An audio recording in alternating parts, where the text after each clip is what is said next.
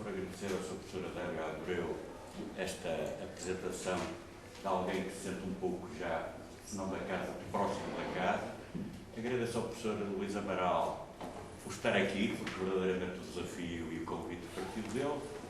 E já agora, antes das saudações completas, mas por dizer que foi um acaso, foi o Clube Literário do Porto e as comemorações do Herculano que nos atiraram para esta via, sendo que, evidentemente, como não podia deixar de dizer, é um tema e uma matéria que me interessa muitíssimo, que acho que interessaria muitíssimo à comunidade académica a aprofundar e por aí fora. Agradeço aos colegas presentes.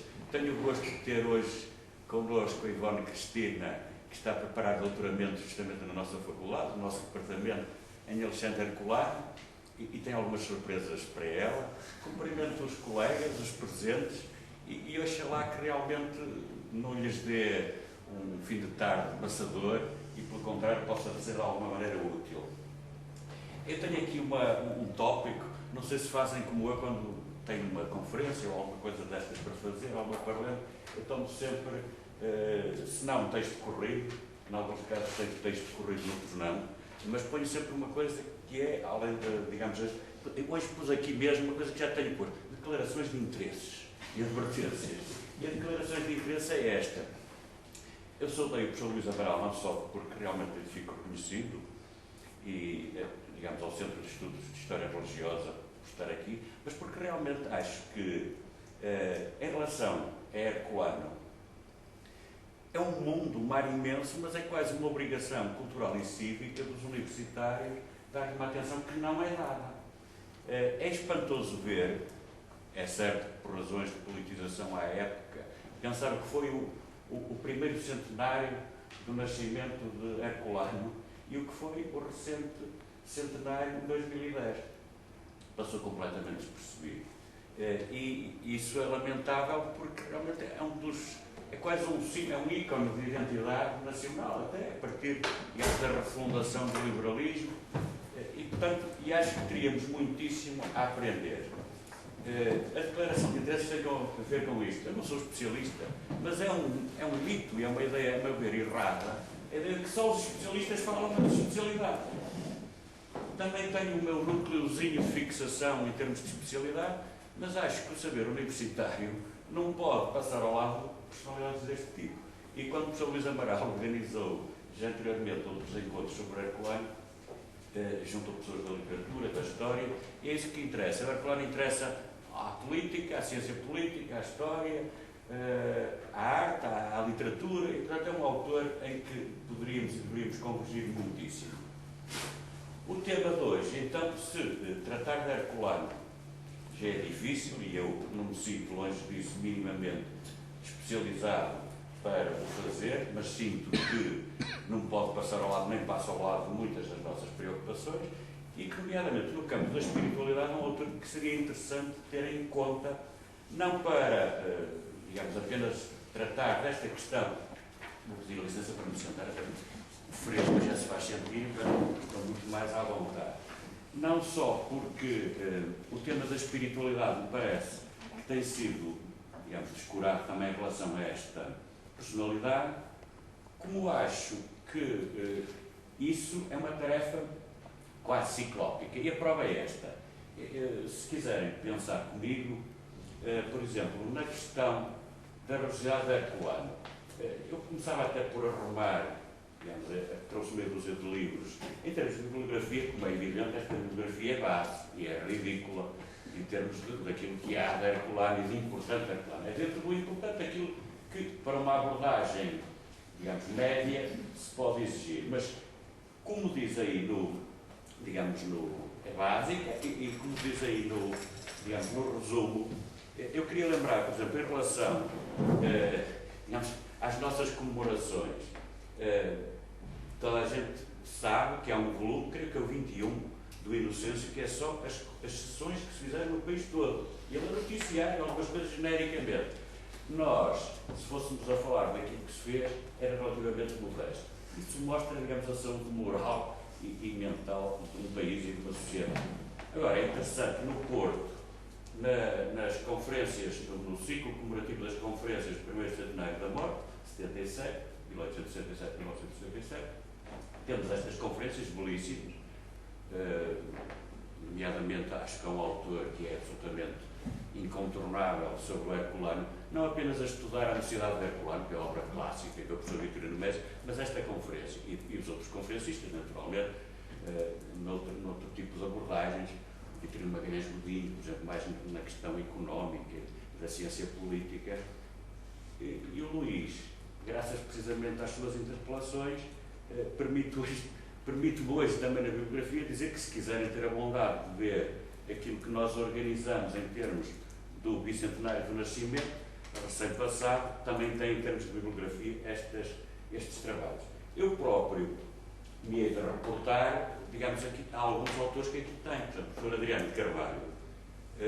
O tema dele é precisamente, o professor Adriano de Carvalho tratou precisamente da religiosidade de Herculano, portanto, o seu quadro de abordagem da espiritualidade, o seu tipo de espírito. Mas Herculano religioso, a minha colega Maria João Reynolds, poeta, profeta, e o registro também anda nesta área, neste domínio.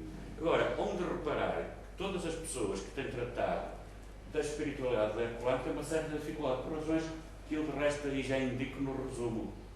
Porque o Herculano, digamos, é um rosto muito fechado. Não há alguém que se abra muito sobre aquilo que é a sua intimidade. Todos sabemos isso. E, nomeadamente, no campo espiritual, digamos, não temos.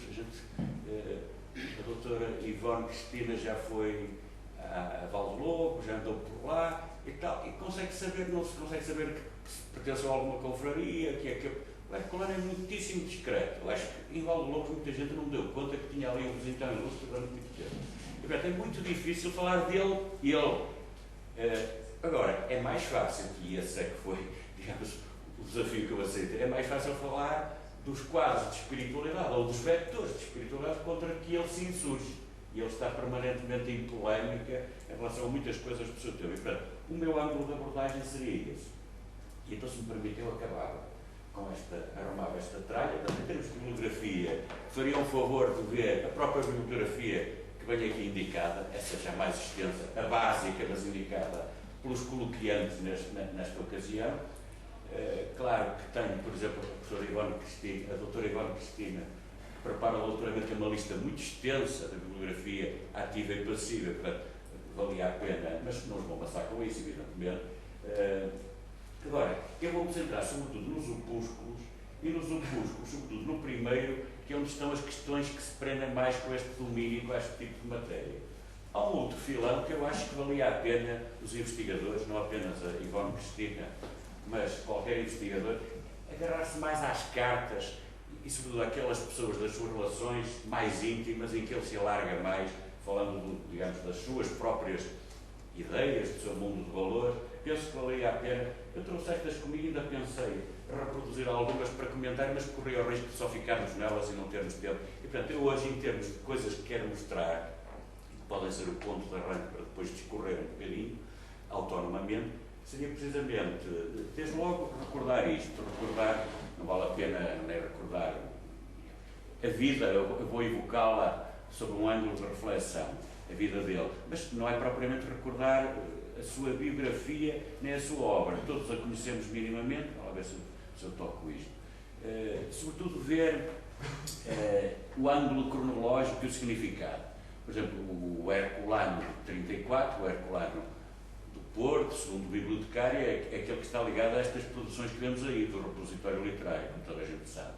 Depois, o Herculano que se sente ultrapassado pelos acontecimentos, do setembrismo, da Revolução de Setembro, a voz do profeta, por aí abaixo, 36, 37, tudo isto é muito, como é evidente, é uma obra muito datada e muito, digamos, com referências circunstanciais muito importantes. Só lembrar isto, portanto, as datas das obras. Vejam, 42, Carta sobre a História de Portugal, uma data muito importante, justamente a reinstalação da Carta também vai suscitar nele uma reação, porque não é precisamente o tipo de restauro, não é propriamente o restaurar da Carta que ele desejava, que é o cabralismo, e portanto ele vai-nos aparecer aqui também em dialética com o cabralismo, ainda que aproximando-se, quando em 38 há uma Constituição que visa fazer a ponte entre setembristas e cartistas, ele se aproxima dessa lógica. Portanto, é um homem com um grande sentido, é um cartista ferrenho, fiel aos princípios da Carta e do doador, mas com capacidade de, digamos, de fazer e de perceber que ajustamentos se podiam fazer. E, portanto, ele aparece-nos ligado nomeadamente aos setores, digamos,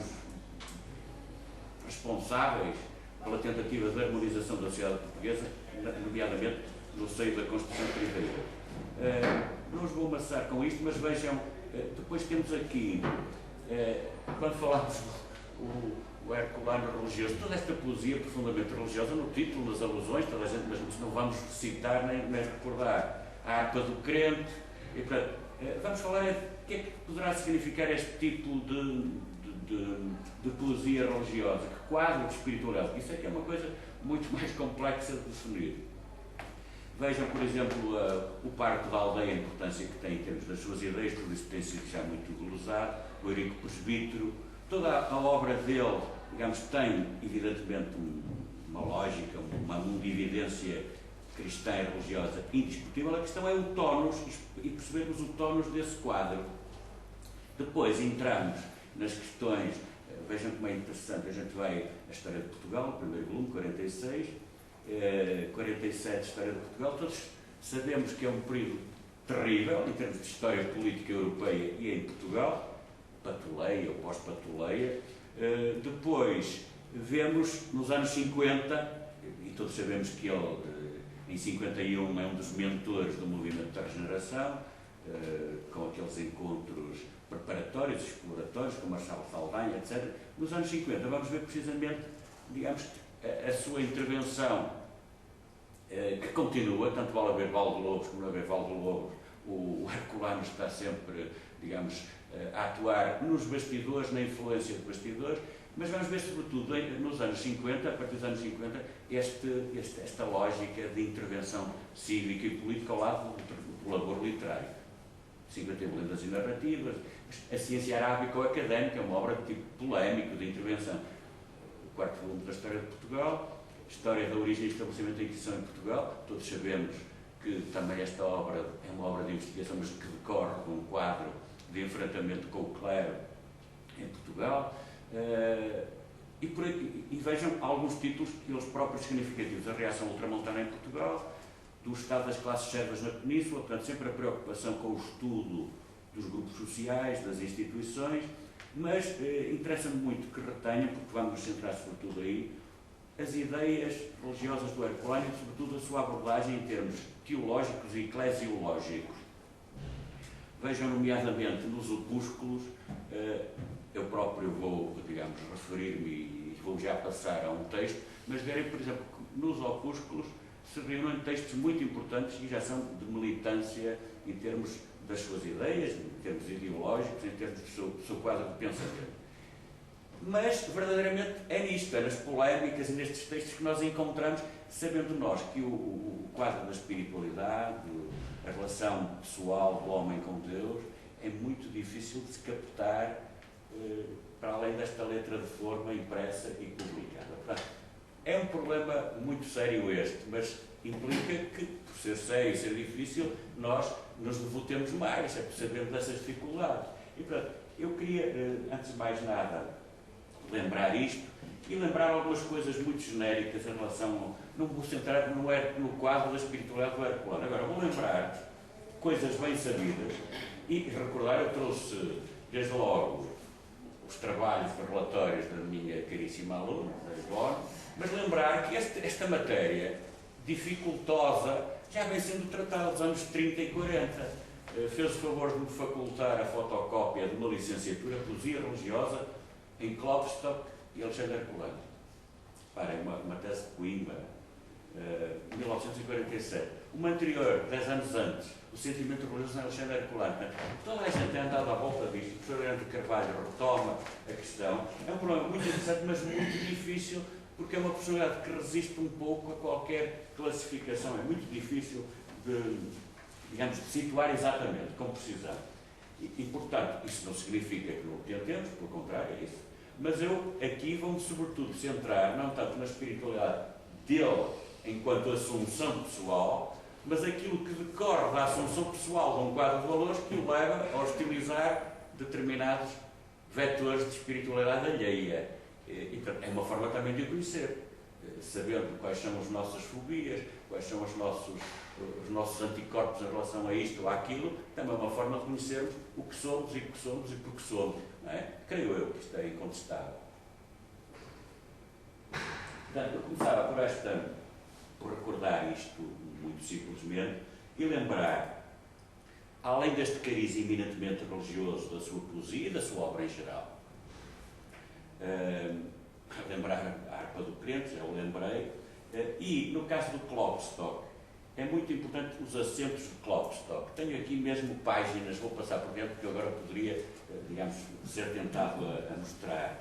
No caso do Klopstock, é sobretudo aquele sentido cósmico, digamos, a admiração pela obra do Criador. Mas é muito interessante, uma anotação que vem muito bem referida na tese desta senhora que se debruçou precisamente sobre ele, que fez o paralelo dos dois e das influências eventuais do Klopstock em Alexandre Herculano, mostrar que em Klopstock, aliás, pela sua própria condição do seu pietismo, pela sua própria lógica e concepção de reformar, há um grande pessimismo antropológico.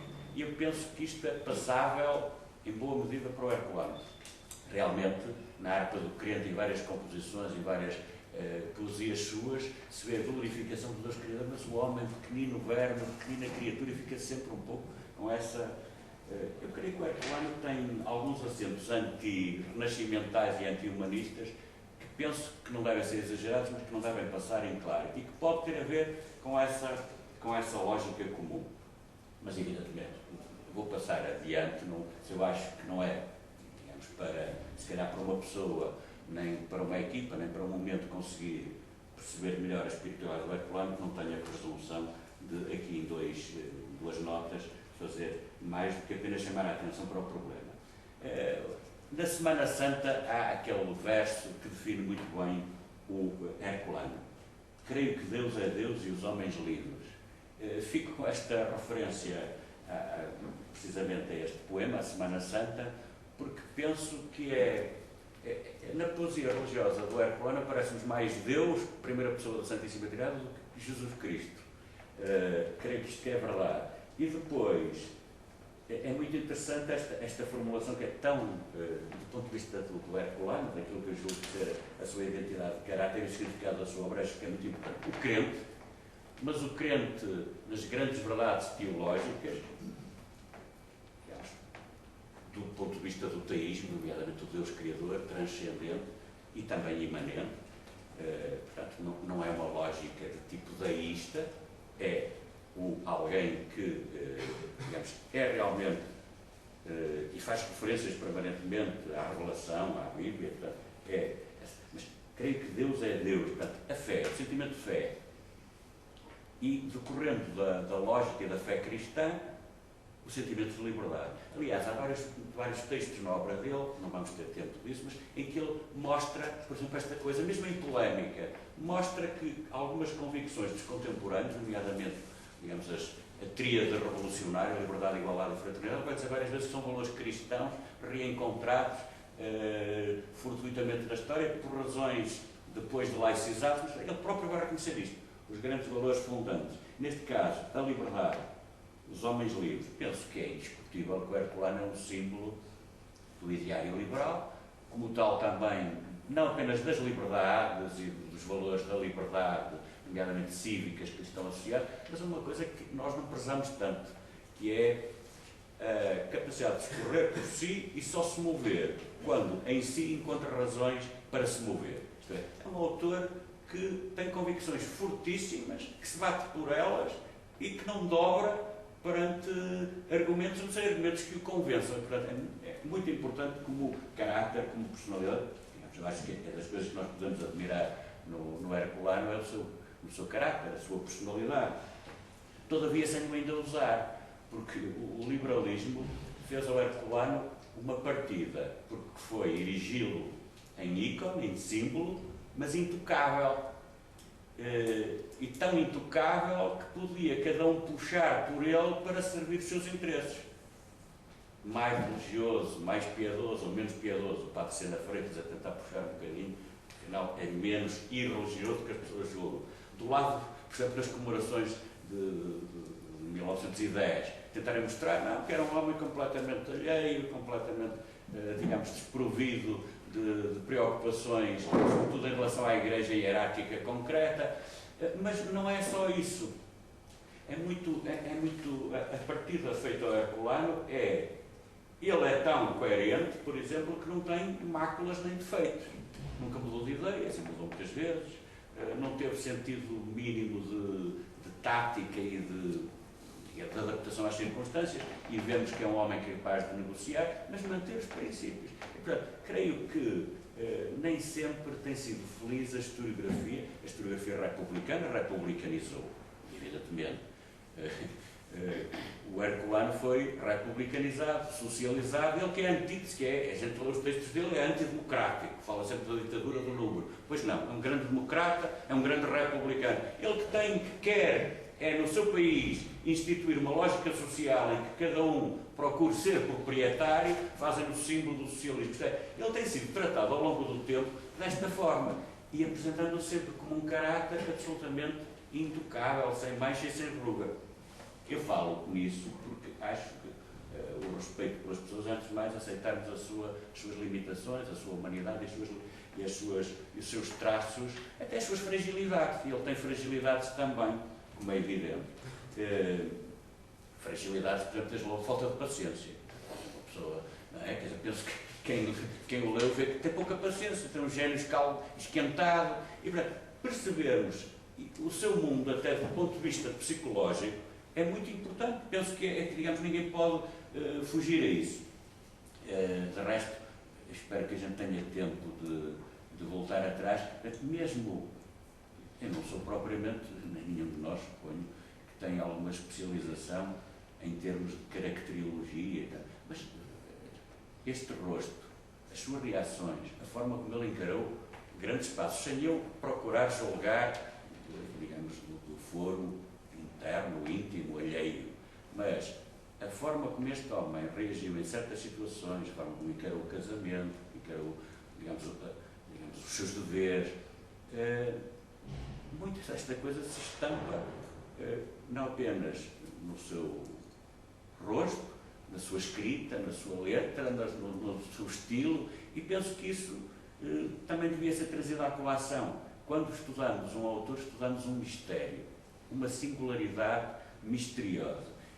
E, portanto, isso não significa que não seja lícito dizer o que nos apetece, pelo contrário, temos que documentar tudo o que dissermos, mas percebermos que fica mais por dizer, muitíssimo mais do que aquilo que já está dito. E, portanto, não devemos ser, tal como o Herculano nos ensina, uns puros repetidores da ciência alheia dos especialistas.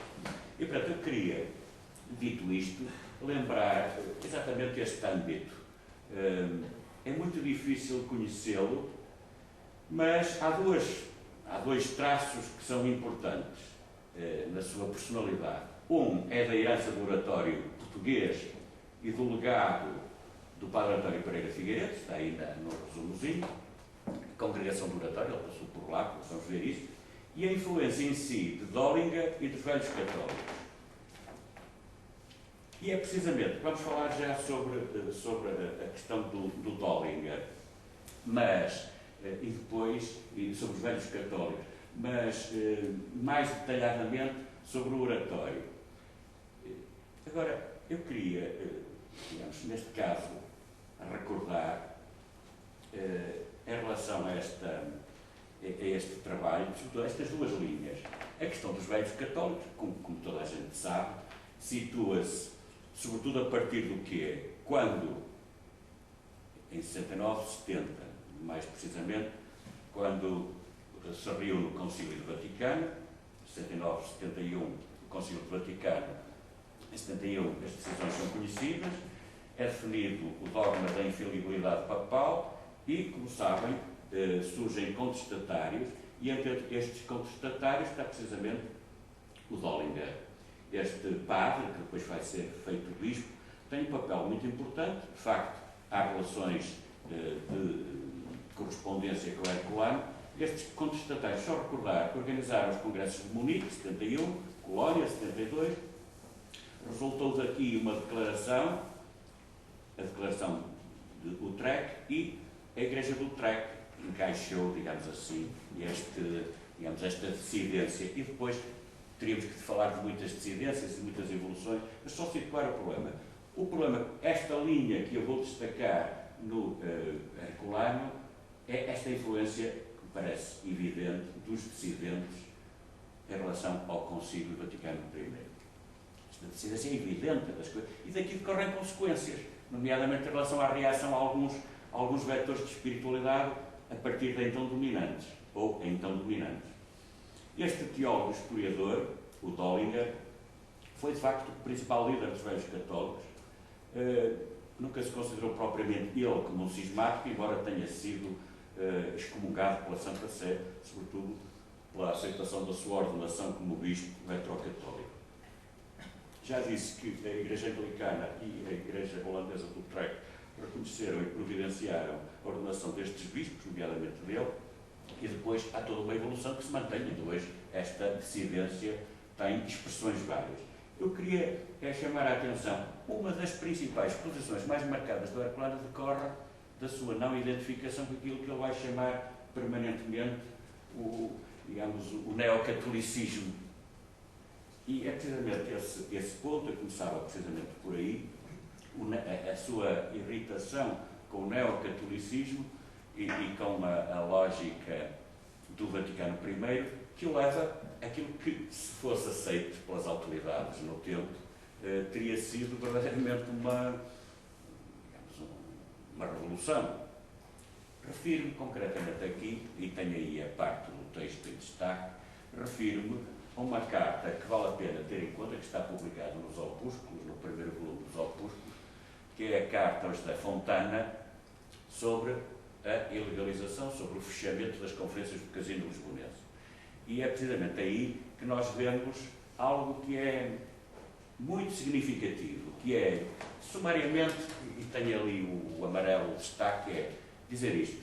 Em 1826, com a Carta, nós tínhamos um Estado que reconhecia a Igreja Católica Apostólica Romana como Igreja Oficial e com o conteúdo de verdades reveladas que lhe estão ligadas. Se novas verdades forem proclamadas pelo magistério, o Estado tem direito de não reconhecer. E, portanto, o que é que ele vai incitar? Pura e simplesmente ele vai dizer que a atitude do Estado português face às definições, nomeadamente dogmáticas, nomeadamente da infalibilidade, deveria ser pura e simplesmente recusar, de recusa, e, portanto, ele vai incitar a uma lógica que é muito interessante, que é uma rebelião do ponto de vista dogmático contra novos dogmas. E vai, naturalmente, argumentar. É um texto que vale a pena ter em conta para depois, a partir daqui, fazermos outras considerações. Em 1826, a teologia e a história eclesiástica ensinavam isto, um determinado tipo de conteúdo, um catecismo. Atinhamos aos catecismos, aos expositores, etc, etc. E depois, para concluir, é isto, teremos assim a certeza, primeiro, de continuar a ser a religião do reino, porque, como todos se recordam, o argumento para fechar as conferências foi que estavam previstas conferências que seriam atentatórias da religião oficial, seriam atentatórias da religião de Estado. E ele vai dizer, bem, o Estado, o que devia, perante isto, ser coerente até ao fim. E ser coerente até ao fim era, nomeadamente, não autorizar digamos que, e, portanto, claramente marcar que apenas somos e temos compromisso, a ideia dele, temos compromisso perante aquilo que à data era o conteúdo, o dogma. Tudo que venha depois é espúrio, não temos por que aceitar e deveria. Começo por agradecer ao Sr. Professor António Abreu esta apresentação de alguém que se sente um pouco já, se não da casa, próximo da casa. Agradeço ao Professor Luís Amaral por estar aqui, porque verdadeiramente o desafio e o convite partido dele, e já agora, antes das saudações completas, começo por dizer que foi um acaso, foi o Clube Literário do Porto e as comemorações do Herculano que nos atiraram para esta via, sendo que, evidentemente, como não podia deixar de ser, é um tema e uma matéria que me interessa muitíssimo, que acho que interessaria muitíssimo a comunidade académica a aprofundar e por aí fora. Agradeço aos colegas presentes. Tenho o gosto de ter hoje connosco a Ivone Cristina, que está a preparar doutoramento justamente na nossa faculdade, no nosso departamento, em Alexandre Herculano, e tem algumas surpresas para ela. Cumprimento os colegas, os presentes, e oxalá que realmente não lhes dê um fim de tarde maçador e, pelo contrário, possa ser de alguma maneira útil. Eu tenho aqui um tópico, não sei se fazem como eu quando tenho uma conferência ou alguma coisa destas para fazer, alguma parlamento, eu tomo sempre, se não um texto corrido, em alguns casos tenho texto corrido, noutros não, mas ponho sempre uma coisa que é, além de, digamos, hoje pus aqui mesmo uma coisa que já tenho posto, declarações de interesses e advertências. E a declaração de interesse é esta.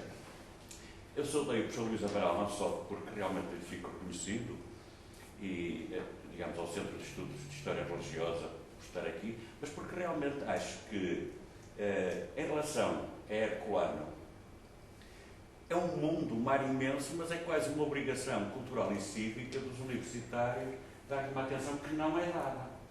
É espantoso ver, é certo, por razões de politização à época, pensar que foi o primeiro centenário do nascimento de Herculano e o que foi o recente centenário de 2010. Passou completamente despercebido. E isso é lamentável porque realmente é quase um ícone de identidade nacional, até a partir da refundação do liberalismo. E, portanto, acho que teríamos muitíssimo a aprender. A declaração de interesses tem a ver com isto. Eu não sou especialista, mas é um mito e é uma ideia, a meu ver, errada. A ideia de que só os especialistas falam da especialidade. Também tenho o meu núcleozinho de fixação em termos de especialidade, mas acho que o saber universitário não pode passar ao lado personalidades deste tipo. E quando o professor Luís Amaral organizou, já anteriormente, outros encontros sobre Herculano, junto a pessoas da literatura, da história, e é isso que interessa. O Herculano interessa à política, à ciência política, à história, à arte, à literatura, e portanto é um autor em que poderíamos e deveríamos convergir muitíssimo. O tema de hoje, então, se tratar de Herculano já é difícil, e eu não me sinto longe disso minimamente especializado para o fazer, mas sinto que não pode passar ao lado, nem passa ao lado de muitas das nossas preocupações, e que, nomeadamente no campo da espiritualidade, é um autor que seria interessante ter em conta, não para, digamos, apenas tratar desta questão. Vou pedir licença para me sentar, até o fresco já se faz sentir, estou muito mais à vontade.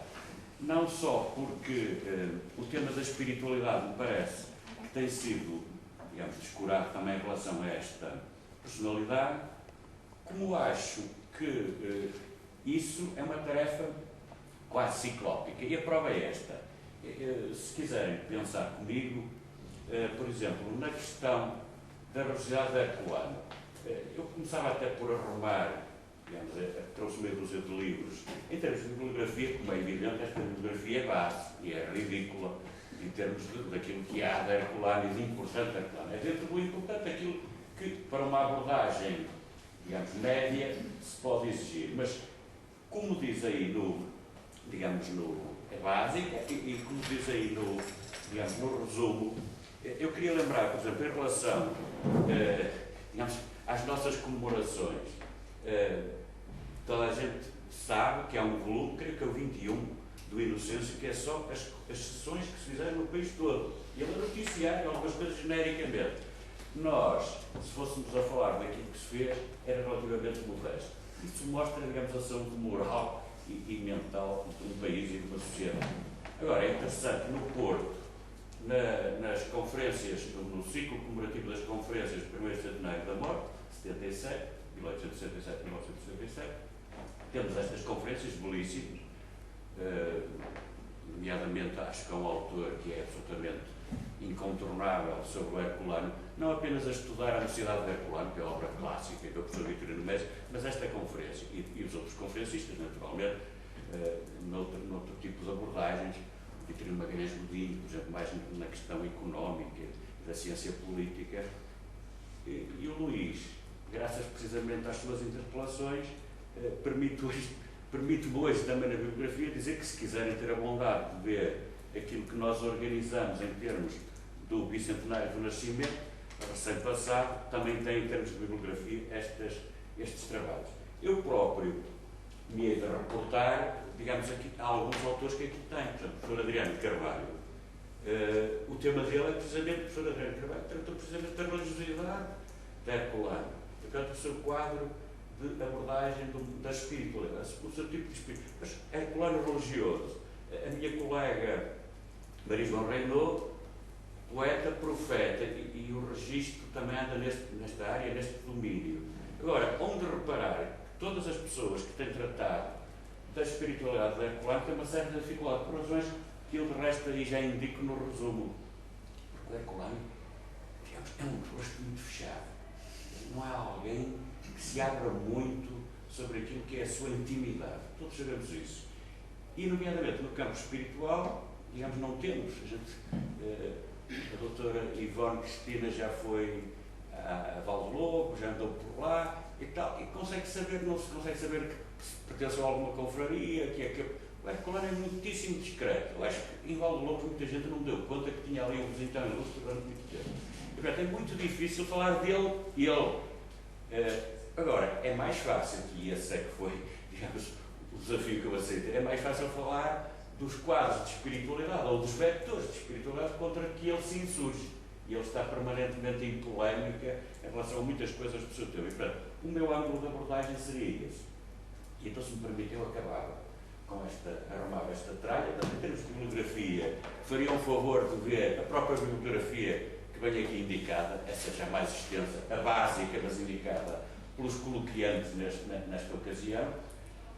Claro que tenho, por exemplo, a doutora Ivone Cristina prepara o doutoramento, uma lista muito extensa da bibliografia ativa e passiva, portanto, valia a pena, mas não os vou passar com isso, evidentemente. Agora, eu vou me centrar sobretudo nos opúsculos, e nos opúsculos, sobretudo no primeiro, que é onde estão as questões que se prendem mais com este domínio e com este tipo de matéria.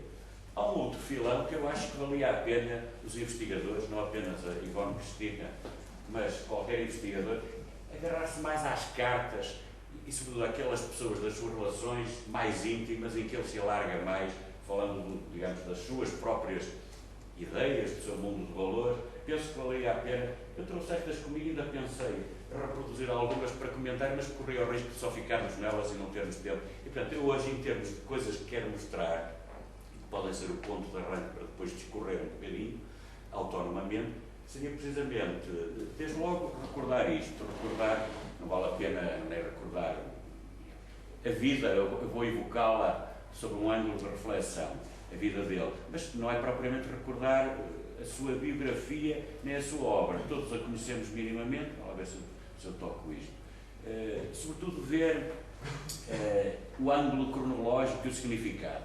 Por exemplo, o Herculano de 34, o Herculano do Porto, segundo o bibliotecário, é aquele que está ligado a estas produções que vemos aí, do repositório literário, como toda a gente sabe.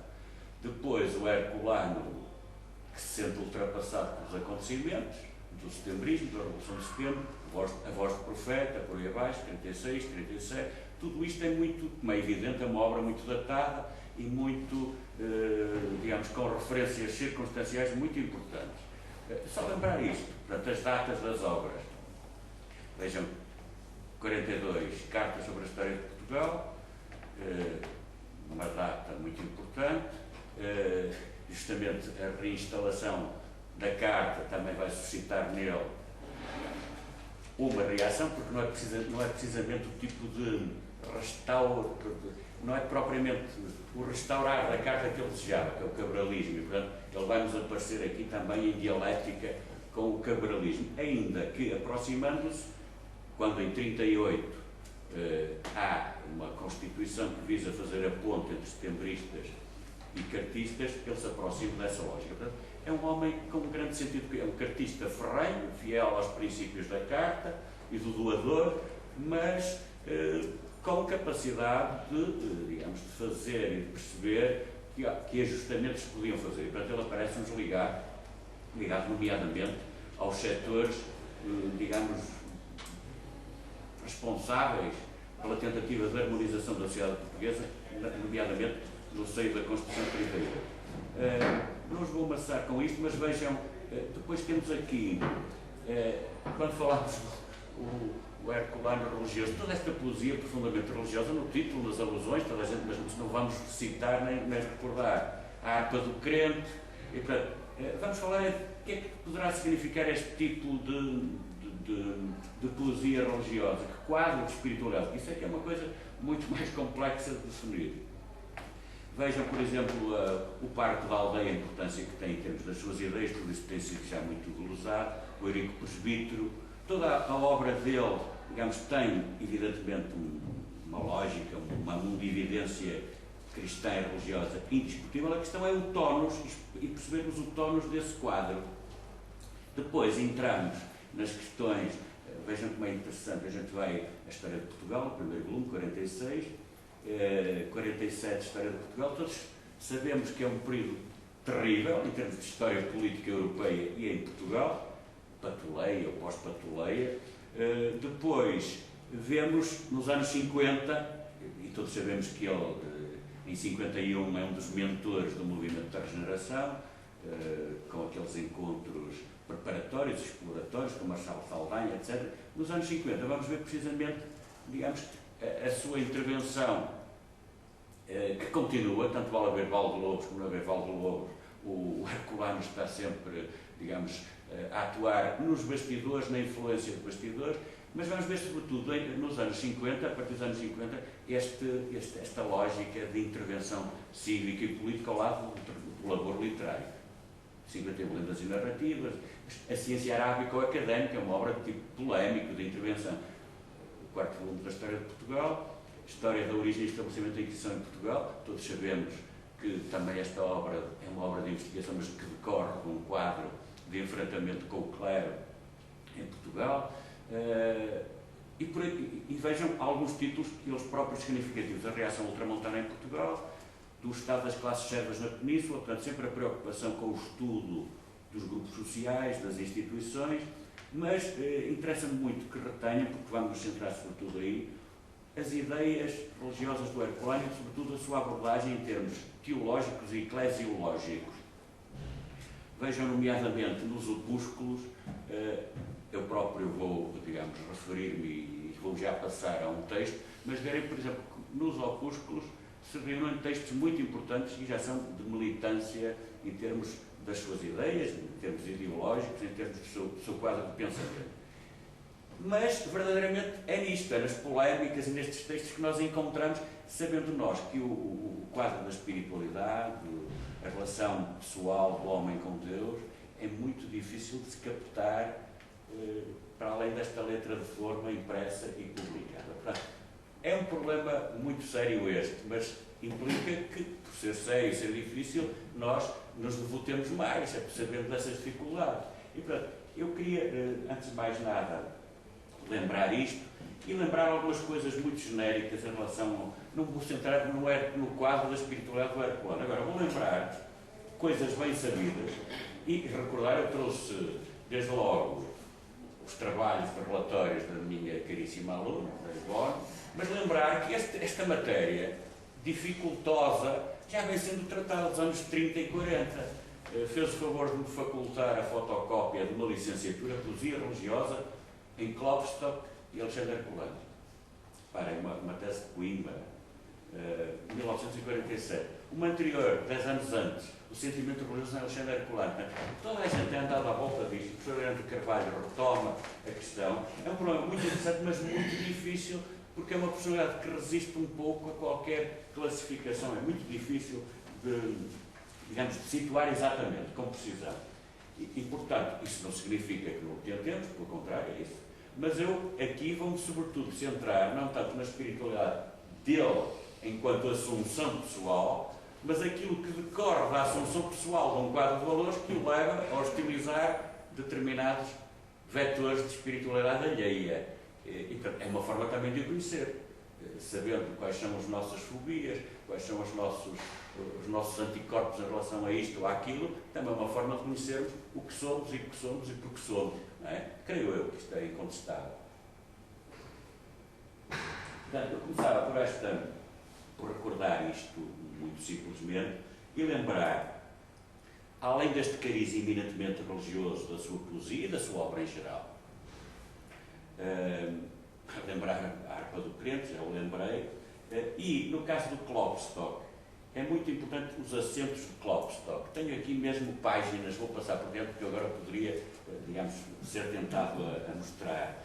No caso do Klopstock, é sobretudo aquele sentido cósmico, digamos, a admiração pela obra do Criador. Mas é muito interessante, uma anotação que vem muito bem referida na tese desta senhora que se debruçou precisamente sobre que fez o paralelo dos dois e das influências eventuais do Klopstock em Alexandre Herculano, mostrar que em Klopstock, aliás, pela sua própria condição do seu pietismo, pela sua própria lógica e concepção de reformar, há um grande pessimismo antropológico.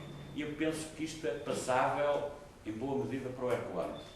Realmente, na harpa do crente, em várias composições, em várias poesias suas, se vê a glorificação do Deus Criador, mas o homem, pequenino verme, pequenina criatura, fica sempre um pouco com essa... eu creio que o Herculano tem alguns acentos anti-renascimentais e anti-humanistas que penso que não devem ser exagerados, mas que não devem passar em claro, e que pode ter a ver com essa lógica comum. Mas, evidentemente, vou passar adiante, se eu acho que não é, digamos, se calhar para uma pessoa, nem para uma equipa, nem para um momento conseguir perceber melhor a espiritualidade do Herculano, que não tenho a presunção de, aqui em duas notas, fazer mais do que apenas chamar a atenção para o problema. Na Semana Santa há aquele verso que define muito bem o Herculano. Creio que Deus é Deus e os homens livres. Fico com esta referência precisamente a este poema, a Semana Santa, porque penso que na poesia religiosa do Herculano aparece-nos mais Deus, primeira pessoa da Santíssima Trindade, do que Jesus Cristo. Creio que isto é verdade.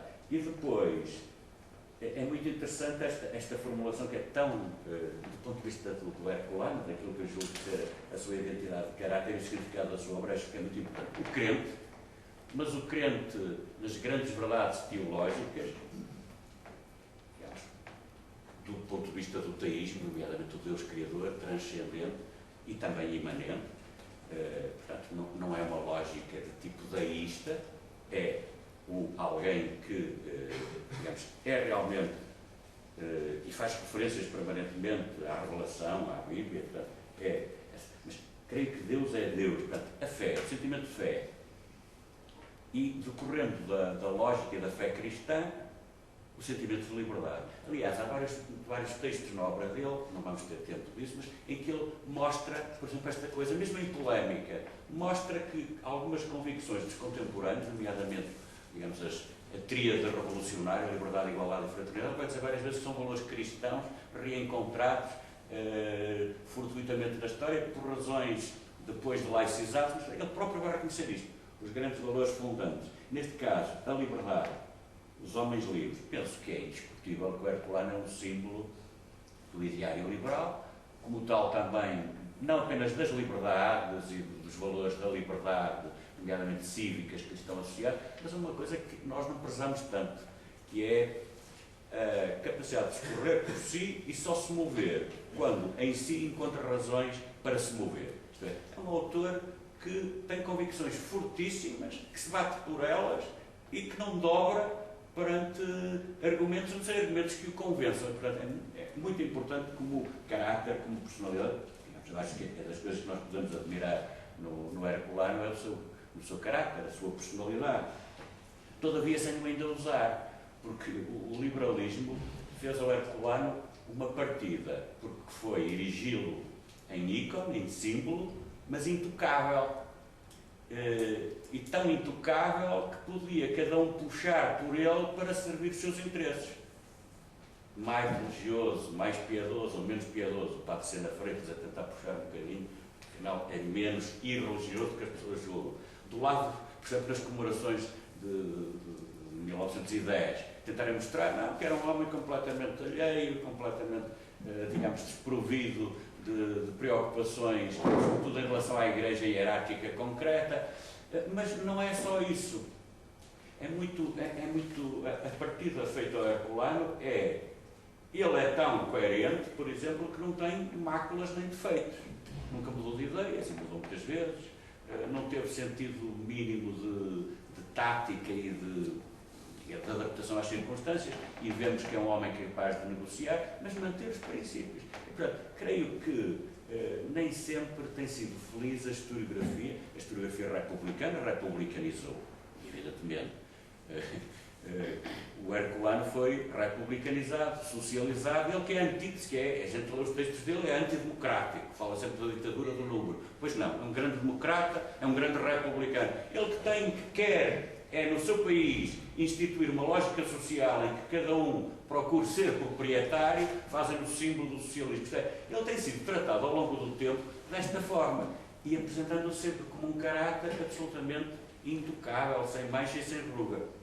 Eu falo nisso porque acho que o respeito pelas pessoas é, antes de mais, aceitarmos as suas limitações, a sua humanidade e os seus traços, até as suas fragilidades. E ele tem fragilidades também, como é evidente. Fragilidades, por exemplo, desde logo falta de paciência.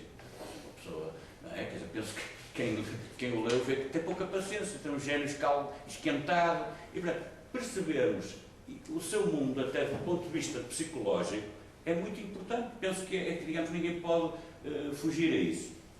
De resto, espero que a gente tenha tempo de voltar atrás, mesmo eu não sou propriamente, nem nenhum de nós, suponho, que tem alguma especialização em termos de caracteriologia, mas este rosto, as suas reações, a forma como ele encarou grandes passos, sem eu procurar julgar, digamos, do foro interno, íntimo, alheio, mas a forma como este homem reagiu em certas situações, a forma como encarou o casamento, encarou, digamos, os seus deveres,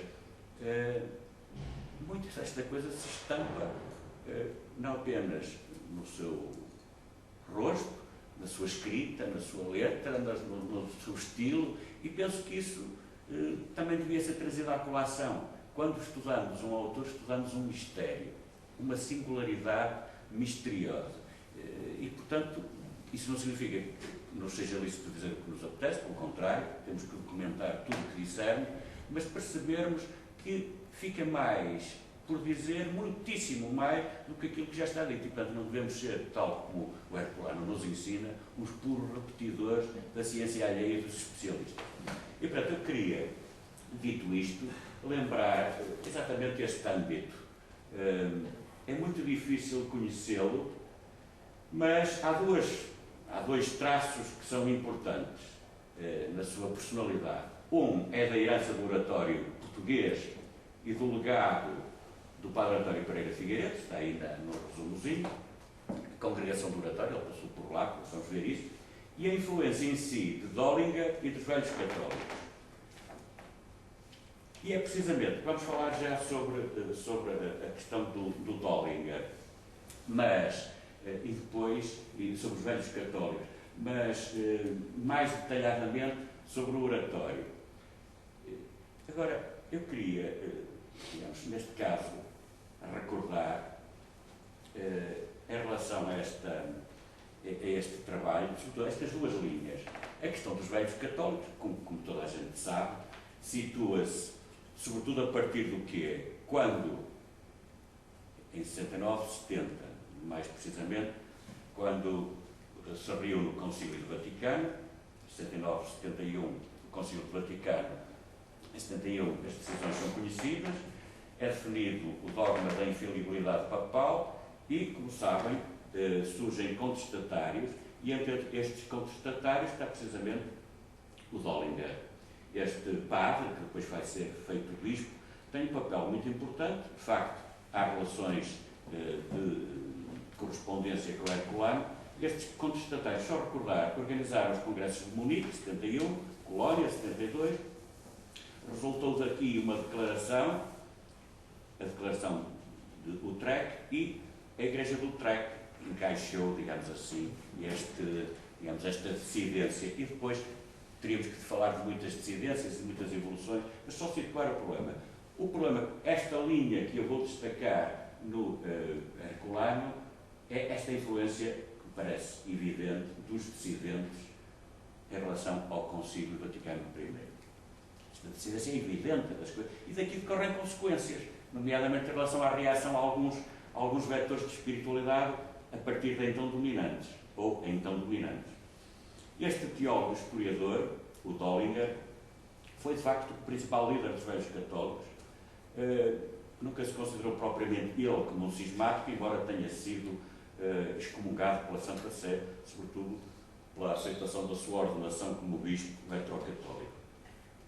Já disse que a Igreja Anglicana e a Igreja Holandesa de Utrecht reconheceram e providenciaram a ordenação destes bispos, nomeadamente dele, e depois há toda uma evolução que se mantém, e hoje esta dissidência tem expressões várias. Eu queria chamar a atenção, uma das principais posições mais marcadas do Herculano decorre da sua não identificação com aquilo que ele vai chamar permanentemente o neocatolicismo.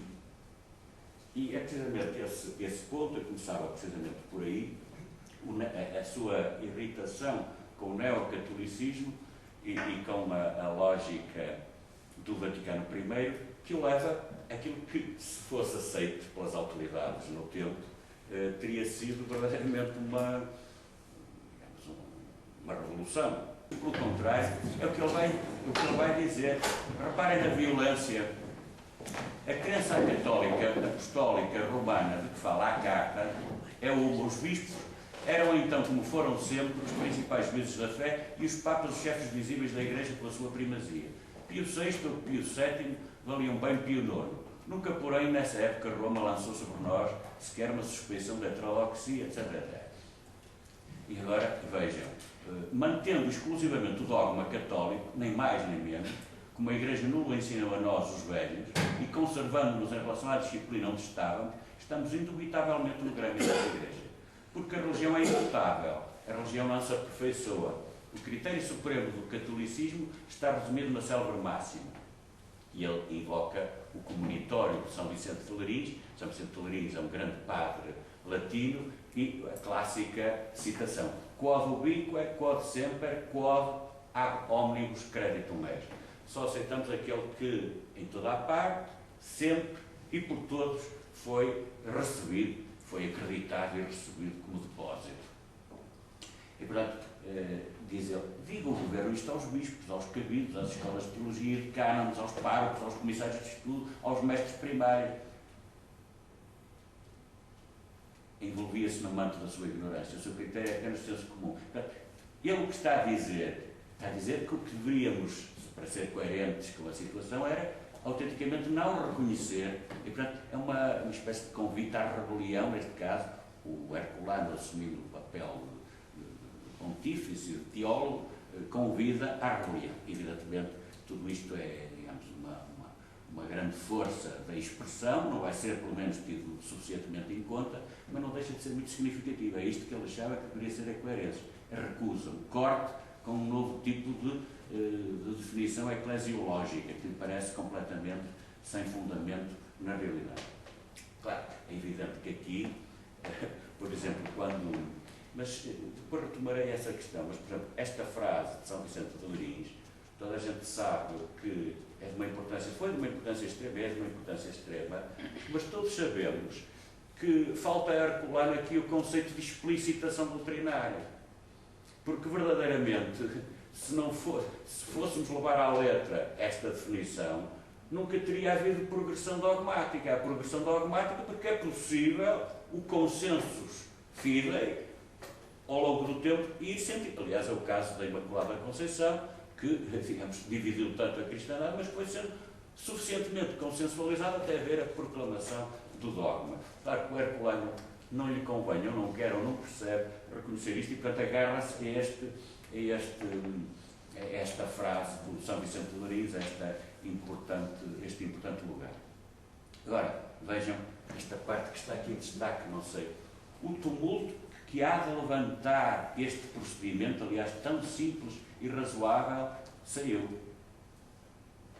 Vê, meu amigo, o que vai, verá a reação inquietar na jazida, com seus furiosos clamores, as cinzas dos nossos mais veneráveis prelados dos fins do século XVIII. Agora reivindica quais são as autoridades que se podiam invocar. São precisamente os grandes autores, digamos, os grandes canonistas, os grandes jusnaturalistas e canonistas da segunda metade do século, sobretudo aqueles que vão influenciar a política pombalina. E, portanto, cá temos, verá o que sucede ao clero regular, que foi aos beneditinos, aos agostinianos, aos oratorianos.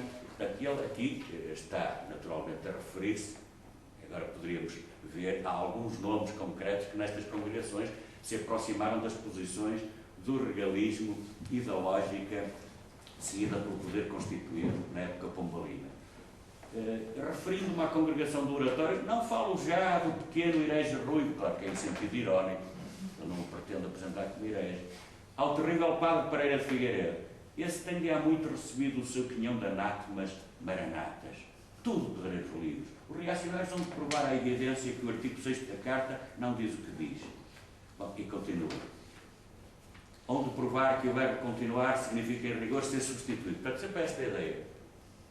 O que vem é novo e, em bom rigor, não obriga ao assentimento da fé. Portanto, o convite dele é este, que nós, para sermos coerentes, nós, os portugueses, os crentes, os católicos, então, poderiam, também ele, à maneira dos velhos católicos, revoltar-se contra esta situação e contra esta lógica.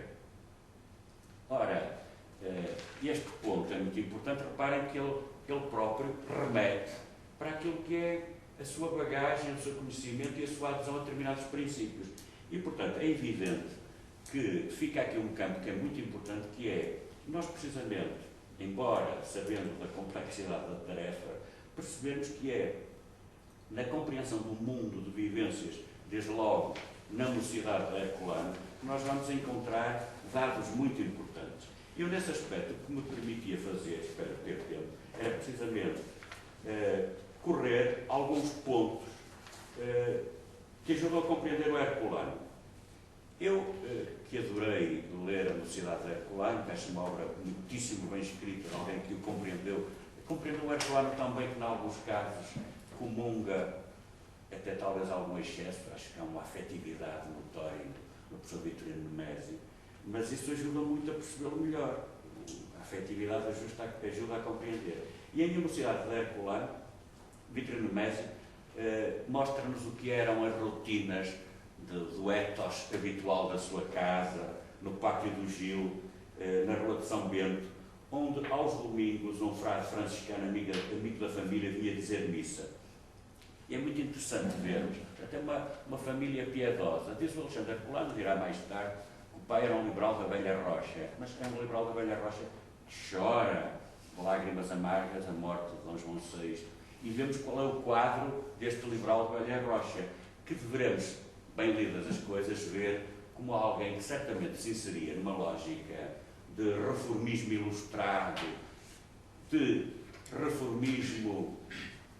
ilustrado, e, eventualmente, não apenas regalista, mas algo jansenizante como nas elites da época, mas que é um meio sociológico muito interessante e que vale a pena lembrar. O pai, Teodoro Cândido de Araújo, é fiel da Junta dos Juros, lembram-se com certeza, filho de um comerciante de trigos. A mãe, Maria do Carmo de São Boaventura, filha de um empreiteiro, exercendo o ofício na arrastada reconstrução do Lisboa. O que mostra uma coisa curiosa: as fidelidades ao regime, a lógica da afetividade, nomeadamente às instituições, era muito importante no seio deste tipo de famílias.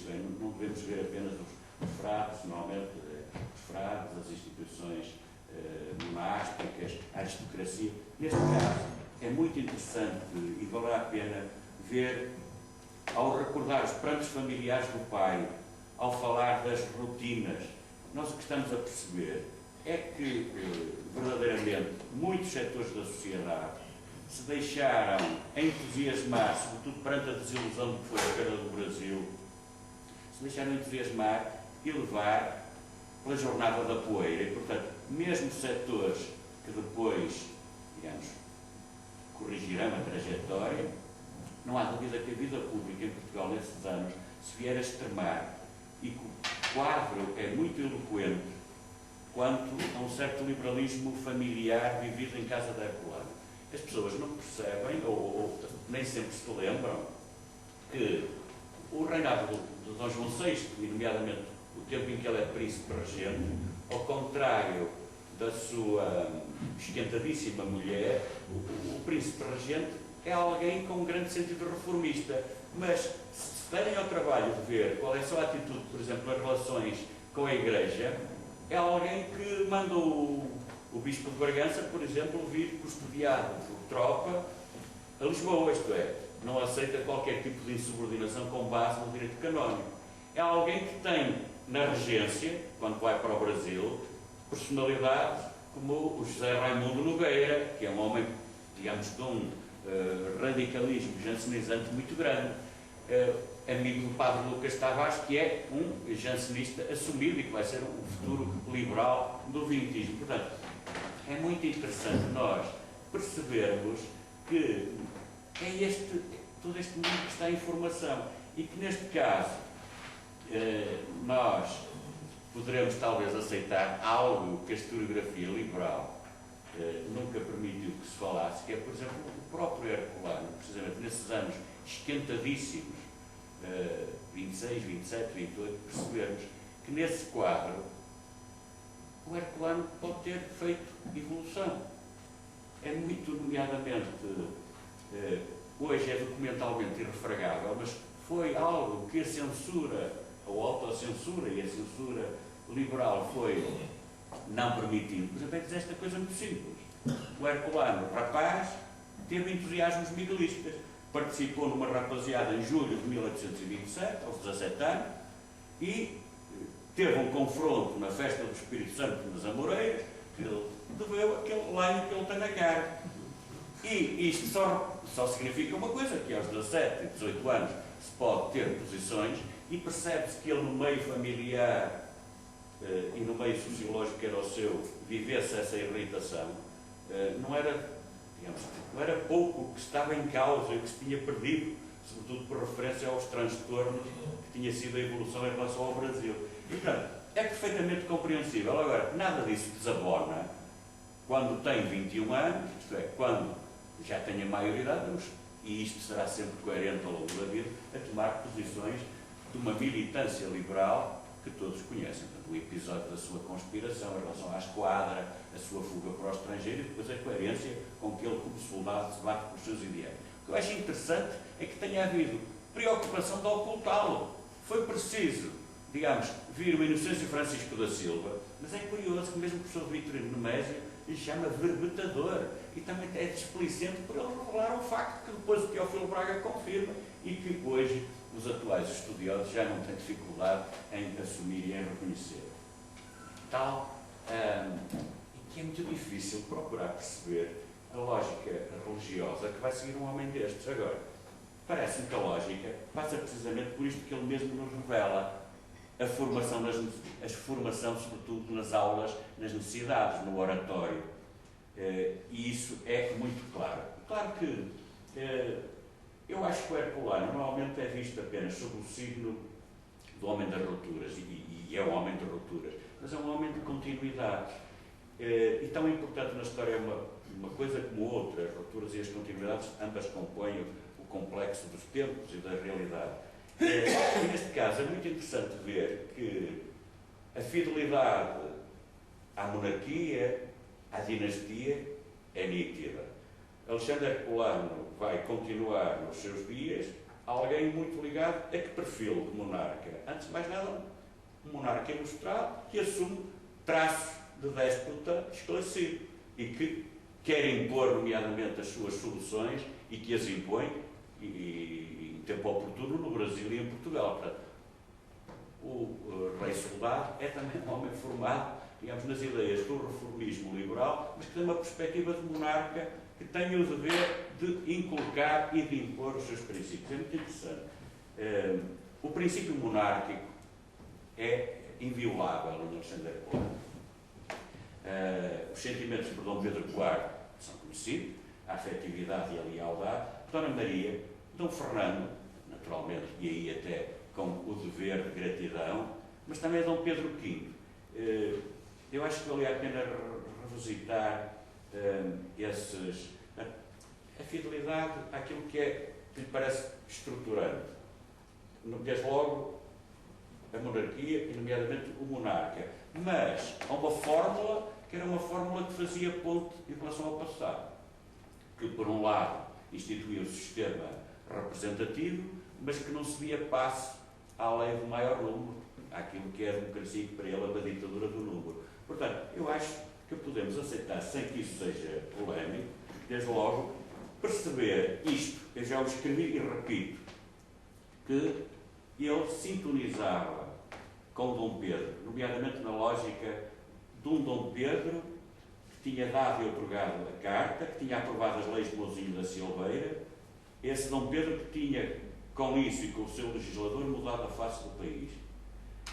Identificando-se assim com alguém que mudara completamente, em nome de ideias, algumas delas princípios abstratos, e, portanto, parece-me que é verdade que Herculano, apreciador da energia de Dom João II, do Príncipe Perfeito, e de Pombal, se identificasse claramente com este legado, que é ainda, de certo modo, um legado de ilustração e de despotismo ilustrado. E, portanto, não é paradoxal ver o mindeleiro abnegado, o soldado da liberdade, e liberdadeiro, como ele se fala, como ele se exprime de si próprio, e liberdadeiro empedernido, identificar-se com esta lógica.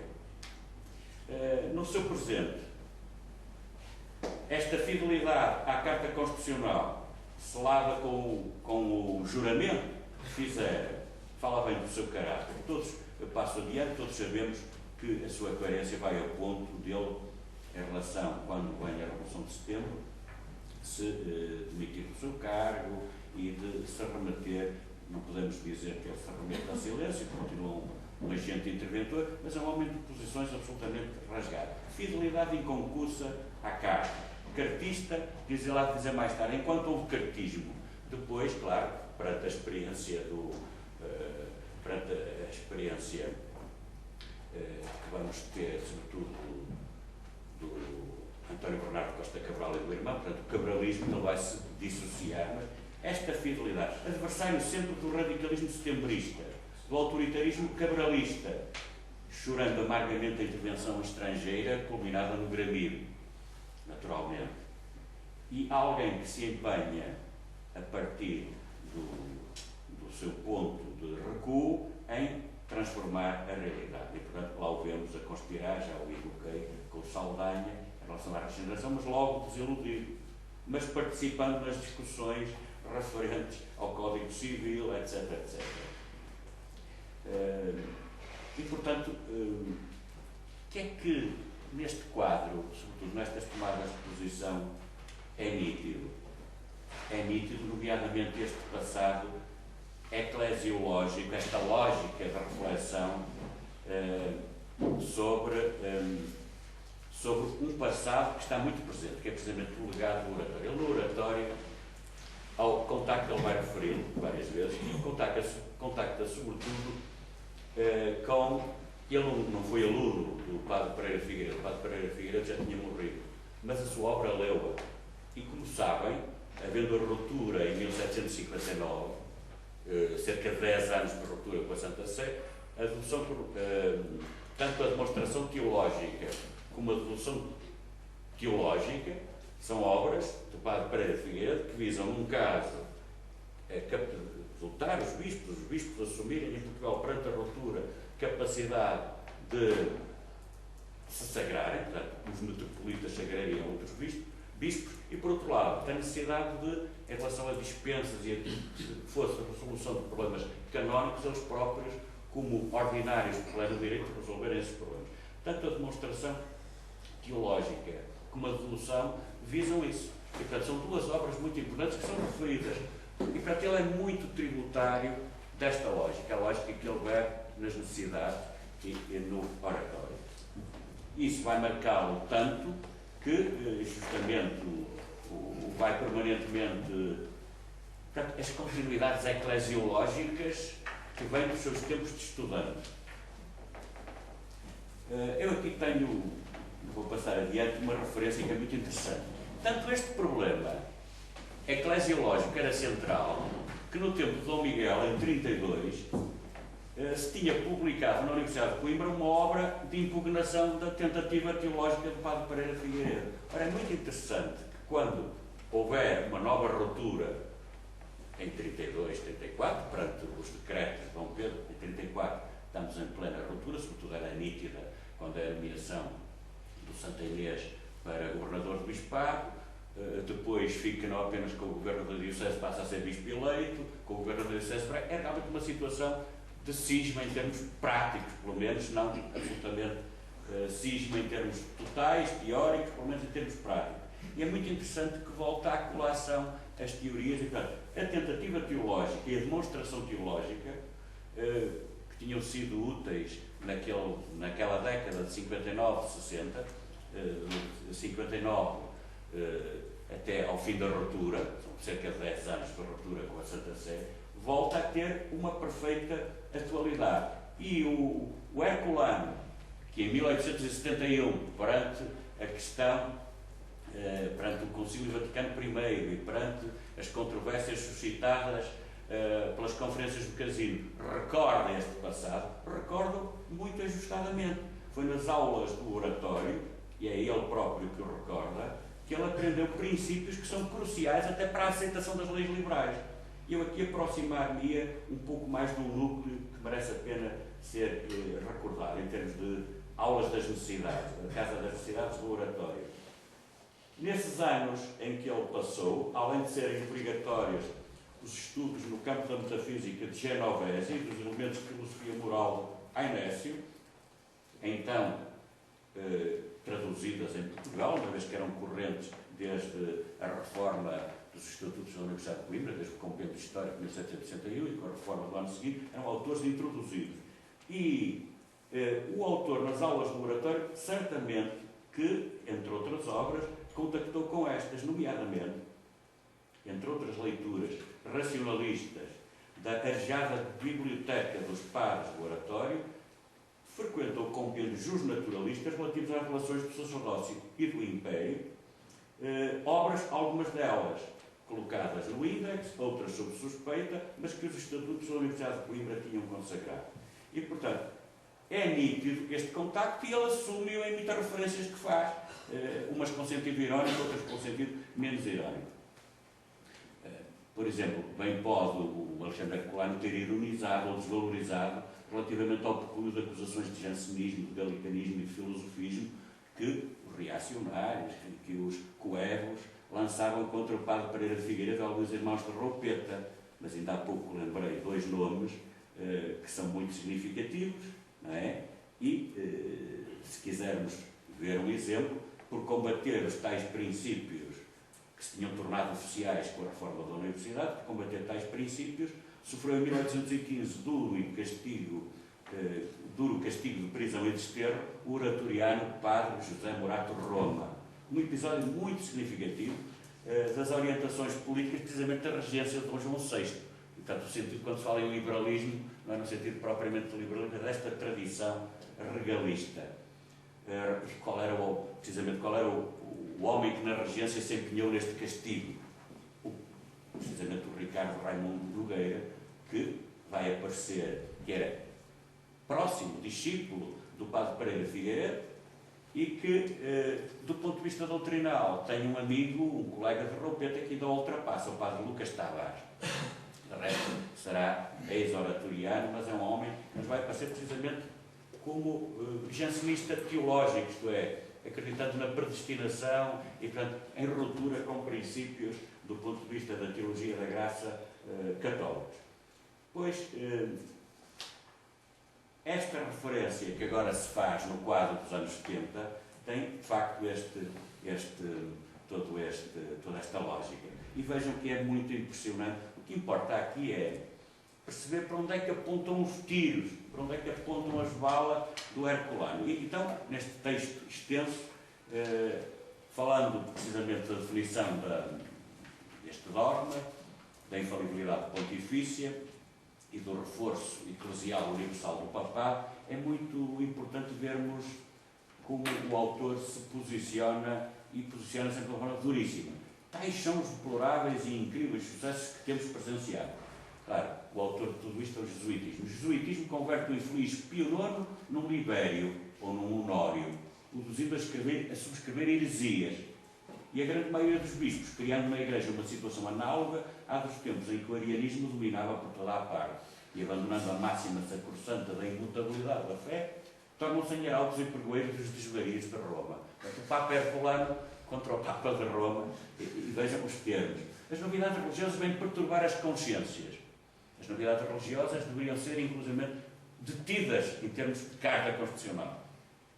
Ninguém vê isso, ninguém sabe disto, e em Portugal os que ainda creem em Deus e na divina missão de Jesus, sem crerem nem em Conceição Imaculada, nem na infalibilidade do Sumo Pontífice, por seu diminuto número e pela tibieza que é geral em todas as crenças, não tem nem força nem resolução para arrostar com as iras do beatério católico. Portanto, do ponto de vista da violência, agora, o que é que isto significa em termos de quadro da religiosidade de Herculano, do quadro da sua espiritualidade? Podemos dizer o facto de ele se aproximar de uma lógica dos velhos católicos, do Döllinger, e se aproximar, ao fim e ao cabo, daquele apadrinhamento da Igreja do Utrecht, não o situa, e a sua simpatia pelo Padre Pereira de Figueiredo, é muito interessante. O Padre Pereira de Figueiredo, do ponto de vista dogmático, sempre se disse que o Padre Pereira de Figueiredo era um jansenista sob o signo, sob espécie jurisdicional. Mas o Padre Pereira de Figueiredo, que ele invoca aqui, porque ele leu e estudou a Bíblia do Padre Pereira, a tradução da Bíblia do Padre Pereira, as suas anotações, algumas anotações são, do ponto de vista da lógica, são jansenistas. São, por exemplo, negadoras do livre-arbítrio, em alguns casos, são claramente favorecedoras da predestinação. Portanto, o Padre Pereira de Figueiredo, de facto, é alguém que não é apenas um homem símbolo do jansenismo canónico ou jurisdicional, é alguém que está pouco para além disso. Ora, na medida em que o Herculano se aproxima e invoca, podemos imaginar que esteja perto. Parece que não é temerário, parece que é lógico. Agora, não ousaria dizer mais do que isto, porque precisaria, naturalmente, e como estes textos que eu aqui estou a citar são textos de polémica e de combate, tenho que, naturalmente, também os calibrar e dosear em termos da apreciação. Agora, é evidente que ele bebeu as suas concepções de relações entre o papado e o império, entre as suas esferas temporal e espiritual, as suas doutrinas jus-canónicas, são as de Padre Pereira de Figueiredo, são de autores, alguns que eu referi, eu evoquei somente um ou outro, nomeadamente o Carlo António Martini, um outro que eu não referi, são autores escolhidos e seletos e que fizeram parte do aprendizado dos canonistas da época pombalina. E já referimos aqui a importância que tem, e ele próprio, quando o Herculano fala de si próprio, temos que aproveitar. E realmente o Herculano fala expressamente, como vimos ainda há pouco, no comunitório de São Vicente de Leriz, e nomeadamente esta célebre tríade, quod ubiqua, quod semper, quod ab omnibus creditum est. Mas, realmente, aqui, além deste aspecto que eu disse, que é ver esta passagem de São Vicente de Leriz de uma forma tão à letra e tão acabada, que não percebe que ela verdadeiramente salva o princípio, mas não põe em causa a possibilidade da explicitação e do progresso dogmático que a história da Igreja revela. Não só ele não percebe isso, como aqui se revela um outro débito. Ele refere-se, nomeadamente, a uma referência aos tais padres que frequentavam a sua casa, que celebravam missa. Ele refere-se, nomeadamente, que conheceu o texto do Comunitório de São Vicente de Leriz numa tradução do latim do Defensor do Homem Católico, diz ele, feita por Frei António de Pádua, Arrábio, bispo resignatário do Maranhão e hóspede da minha casa, da minha família. E, portanto, vejam como é importante o tempo escolar dele, e nomeadamente aquele meio familiar seu. Creio que é uma zona de investimento muito importante para de hoje e amanhã termos ideias um bocadinho mais assentes sobre o quadro da sua espiritualidade. Passa certamente por aqui. Agora, é muito curioso ver nos textos dele, nomeadamente nestes anos 40 e sobretudo nos anos 50, outros cavalos de batalha. Os cavalos de batalha são, desde logo, como é evidente, começa-se a normalizar a relação de Portugal com a Santa Sé em 1841. Depois é preciso uma concordata que permita, nomeadamente, resolver as questões pendentes. Uma das questões pendentes é o padroado, e vamos ver o Herculano, em relação ao padroado, assumir sempre uma posição irredutível. Ele não concorda com os governos, vários, ao longo das várias concordatas, porque fazem cedências. E nós não deveríamos perder nenhum ápice das nossas prerrogativas régias no Extremo Oriente. E, portanto, ele vai... Também aqui é muito curioso, à velha maneira de Dom José ou de Dom João V, não ceder um ápice nas prerrogativas do padroado, sendo que, sobretudo pela política eclesiástica assumida pelos liberais, tínhamos perdido completamente o pé em muitas áreas geográficas. Mas é muito interessante isto, portanto, é um homem de uma... É violentíssimo, agora não vale a pena perdermos tempo, mas podia citar. Ele é muito violento a criticar as cedências com a Santa Sé, em relação à Santa Sé, neste domínio. Não se devia perder absolutamente nada. Não? Eu acho muita graça que quando as pessoas falam do liberalismo da agenda Herculano, é muito, ainda hoje a censura é implícita. Fica de lado, porque as pessoas, claro, não podem ao mesmo tempo achar muito bem e acham naturalmente bem, identificam-se, por exemplo, com a liberdade com que Paulo VI foi a Bambaim, independentemente das posições de Estado português, não podem achar isto estupendo e depois simpatizar com uma posição de um Herculano irredutível e que acham que tudo isso é um atentado que nós devíamos denunciar e do qual devíamos tirar todas as consequências. O Herculano é de facto assim, assume as suas posições de uma forma muito radical e muito assumida e é, em certo sentido, alguém que nos interpela precisamente por elas. Agora, nós vemos, ao mesmo tempo, é o Herculano que denuncia lógicas que já nos apontam para um quadro que pode ser objeto de uma reflexão, que é irredutivelmente contra a definição do dogma da Imaculada Conceição, do imaculatismo e, de uma forma geral, o marianismo. Portanto, a religião dele, a lógica, o quadro dele, não passa por aí, porque ele está objetivamente contra. Portanto, a lógica da infalibilidade, mas também a lógica anti-mariana, o anti-imaculatismo e anti-marianismo, que ele denuncia em muitos lugares. Vou para saltar. E, portanto, valia a pena vermos, então, quais são, o que é que está em causa quando, precisamente, nos anos 50, nomeadamente nesta carta a José Fontana, a propósito do encerramento das conferências, ele diz, o que é que está em causa? O neocatolicismo, por exemplo. E apresento isto sob forma de pergunta. O que é aquilo que ele chama neocatolicismo? É neocatolicismo ou é, na ótica de um liberal que pensa como ele pensa, temer que a Igreja Católica Apostólica Romana esteja outra vez a tomar o pé na sociedade, nomeadamente à escala europeia, mercê de pastorais que estavam a ter eficácia? Eu pergunto, neocatolicismo ou recristianização das massas e das sociedades depois das dificuldades sentidas pelo papado, nomeadamente no contexto, imediatamente, da era napoleónica e pós-napoleónica? Isto é, porque, verdadeiramente, e eu aqui concordo inteiramente, o movimento católico oitocentista caracteriza-se por uma realidade nova e que vai triunfar, nomeadamente, no século XX. Portanto, a devoção eucarística, a aproximação e a preocupação com uma catequese que possa conduzir, nomeadamente, as crianças a aproximarem-se mais cedo da Eucaristia. Pensemos, por exemplo, naquilo que será, mais tarde, a consagração desta evolução com o Pio X. Mais tarde, mas começa aqui, a preocupação com esta lógica. A devoção eucarística, a devoção mariana e a ligação ao Papa são, de facto, uma realidade, uma tríade.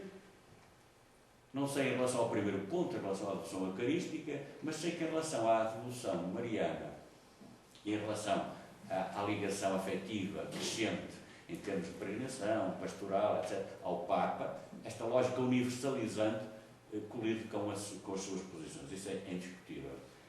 Eu aqui queria lembrar apenas que realmente o movimento católico oitocentista, tanto na Europa como no nosso país, tem um crescendo extraordinário. Aqui basta lembrar que na cidade de Porto, em 1870, por exemplo, o associativismo católico patente, por exemplo, na fundação da Associação Católica do Porto, 1870. Por exemplo, um ano terrível, 1870, e neste quadro 70-71, que é um período difícil, e temos aqui, digamos, E reparem que o fundador é um autor muito importante, sim, também é um homem de ciência, é uma personagem muito importante no nosso meio, o Roberto Guilherme Udals.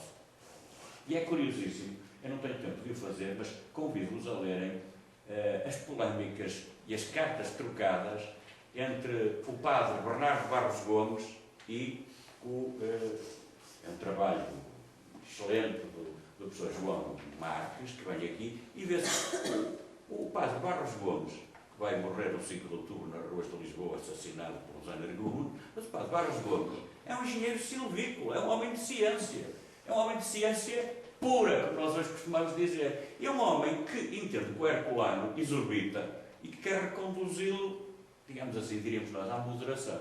Pois eu convido-os a lerem as cartas de resposta do herculano. Deixam-me, chama-lhe beato, chama-lhe uma pessoa, sobretudo quando ele diz que acredita nas aparições de Lourdes, trata-o abaixo de cão. Diz, então não temos mais nada para conversar. Diz assim, não temos mais, diz mesmo, não temos mais nada para conversar. Ora, do género do padre Barros Gomes é o Roberto Udals. E há uma nata da elite intelectual e científica, é o caso de Roberto Udals, é um homem de ciência pura. E esta gente, com empenhamento eclesial, começa a mudar o panorama. E é impressionante como é que se pode tratar o padre Barros Gomes, que é um homem de formação científica, uma vocação tardia, um homem que, digamos, tem um percurso de vida que fala por si, e tratar esta gente, como esta gente do associativismo católico, como beatos e como reacionários encandecidos por entusiasmos místicos e coisas do género. Impressionante, impressiona. Interpela-me. Eu aqui lembrava, por exemplo, no caso da Associação Católica, lembrar a ligação, o Sr. Manuel Clemente fez isso em muitos escritos, a ligação, nomeadamente, aos congressos católicos, à questão social, e, portanto, começa, digamos, nesta época, o fervilhar na resposta à questão social, na criação de círculos católicos de operários, congressos católicos, a imprensa católica que se reagrupa, a formação de conferências vicentinas, realmente há toda uma lógica de resposta que nós percebemos que quem apostou numa outra lógica se sinta um pouco assustado. Claro que, a posteriori, apetece-me dizer, ainda bem, é sinal de que, com tudo que se possa apontar, apesar de tudo, a Igreja foi capaz, mais uma vez, de dar a resposta adequada ao seu tempo. Agora, não há dúvida nenhuma que, revisitando estas questões e vendo esta proliferação de iniciativas nestes anos 70, aqueles anos, precisamente, das conferências de Casino e das polémicas e do término do concílio, nós o que é que vemos? Portanto, aqui, não os vou demorar, mas no caso de Robert Udals, formou-se em Ciências Naturais, em Londres, um homem com uma formação integral, converteu-se do protestantismo ao catolicismo e, portanto, é um homem que, tal como o homem de ciência, o engenheiro silvícola Barros Gomes, era um pouco exemplo, mas são tratados, este associativismo católico é menosprezado pelas elites liberais. Não fez muita diferença, em certo sentido, com certeza que as pessoas continuaram a seguir o seu caminho. Mas foi pena que na altura não se tenha percebido a lógica e que ainda hoje não se veja, sobretudo, a razão de ser. A razão de ser é que o mundo, do ponto de vista de referentes, do ponto de vista eclesiológico, do ponto de vista do quadro de espiritualidade, de facto, horrorizava, repugnava, assustava o establishment. É disto que se trata e o Herculano, apesar de muito, digamos, muito ele próprio, não deixava de fazer parte do establishment do cartismo e do pós-cartismo. Portanto, a identificação com um modelo que não percebia que as próprias regras do jogo escravizavam a Igreja. E, portanto, quando a Igreja se começava a libertar dessa escravidão, eles viam sempre em tudo um delito. Vejam, por exemplo, aqui só para recordar, a Europa deste tempo é a Europa dos congressos católicos, em que a questão social, nomeadamente, começa a ser importante, mas é a Europa do movimento de renovação litúrgica, partindo dos mosteiros beneditinos, começa a ganhar depois também a pastoral. Todos sabemos que neste período há uma certa renovação pastoral, apesar de tudo, exercícios espirituais, missões populares, retiros, e me impressiona, mesmo percebendo o que é que está em causa nestes combates e dando os descontos todos, como é que a fúria do Alexandre Herculano, por exemplo, a questão das irmãs de caridade, elas vêm em 56, 57 para responder a questões que são a doença, cólera morbus, a febre amarela, vêm chamadas. Elas vêm em resposta a um convite com a autorização do governo. Como é que é possível, de repente, começar-se a ver uma manobra do jesuitismo e, digamos, da reação que lhe está ligada e fazer uma campanha que vai conduzir à expulsão das irmãs? O Herculano está do lado, digamos, desta oposição absolutamente sem qualquer tipo de ambiguidade. Ora, qual era o medo, digamos assim? É que, claro, que as irmãs de caridade já tinham começado a introduzir-se outras congregações e aqui o medo era a questão de fundo. Se em 1934 o regime tinha assento precisamente na exclaustração e no princípio constitucional, de certo modo era tudo ao arrepio dessa regra. Portanto, o que se queria era evitar que, sofismando a letra da lei, se começasse a fazer a reintrodução de outras ordens. E, portanto, mas o que é facto é que elas foram sendo necessárias para o mundo missionário, para a assistência. E, portanto, o que é que nós temos? Temos uma absoluta, por vezes, desadequação da realidade em relação àquilo que é a letra de forma da Carta e dos princípios legais em que se vive. Os princípios legais em que se vive não prevêem que haja vida religiosa comunitária, mas nós precisamos de religiosos para as necessidades que têm a ver com as catástrofes públicas, com as necessidades assistenciais. No domínio missionário é preciso trazer religiosas, canucianas, vão para aqui, ou vão para Timor, vão para onde for necessário. É preciso, e esta introdução começa-se a fazer. A gente percebe que na lógica dos zeladores, digamos, dos princípios constitucionais, aliás, nós conhecemos isso, todos os regimes têm os seus zeladores da norma constitucional, e portanto nós percebemos essa lógica. Por outro lado, a piedade popular era permeável a uma lógica pastoral nova, nomeadamente, reparem, a piedade popular precisamente não tinha esmorecido.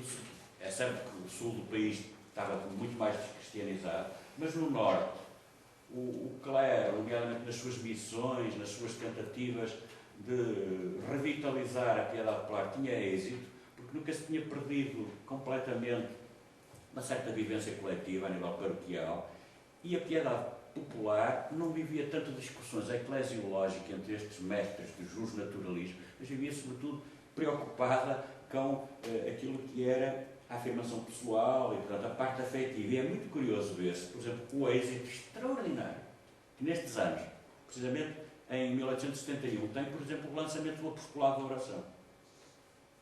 O boletim mensal, o Mensageiro do Sagrado Coração de Jesus, que é uma criação do padre Henri Ramier, em França, e o Alexandre Herculano, por isso, está sempre a denunciar estas importações de França, claro, denuncia, acha uma conspiração tenebrosa que tem por centro a França, o jesuitismo, sobretudo a partir de França, e determinados meios que ele acha que, sobretudo, a aristocracia de França, agindo em conexão com a nossa, com determinados meios da aristocracia em Portugal. Bem, isto é muito frouxo para explicar que realmente em poucos anos nós temos dezenas de milhares de associados integrados neste apostolado da oração. Anos 70, 71.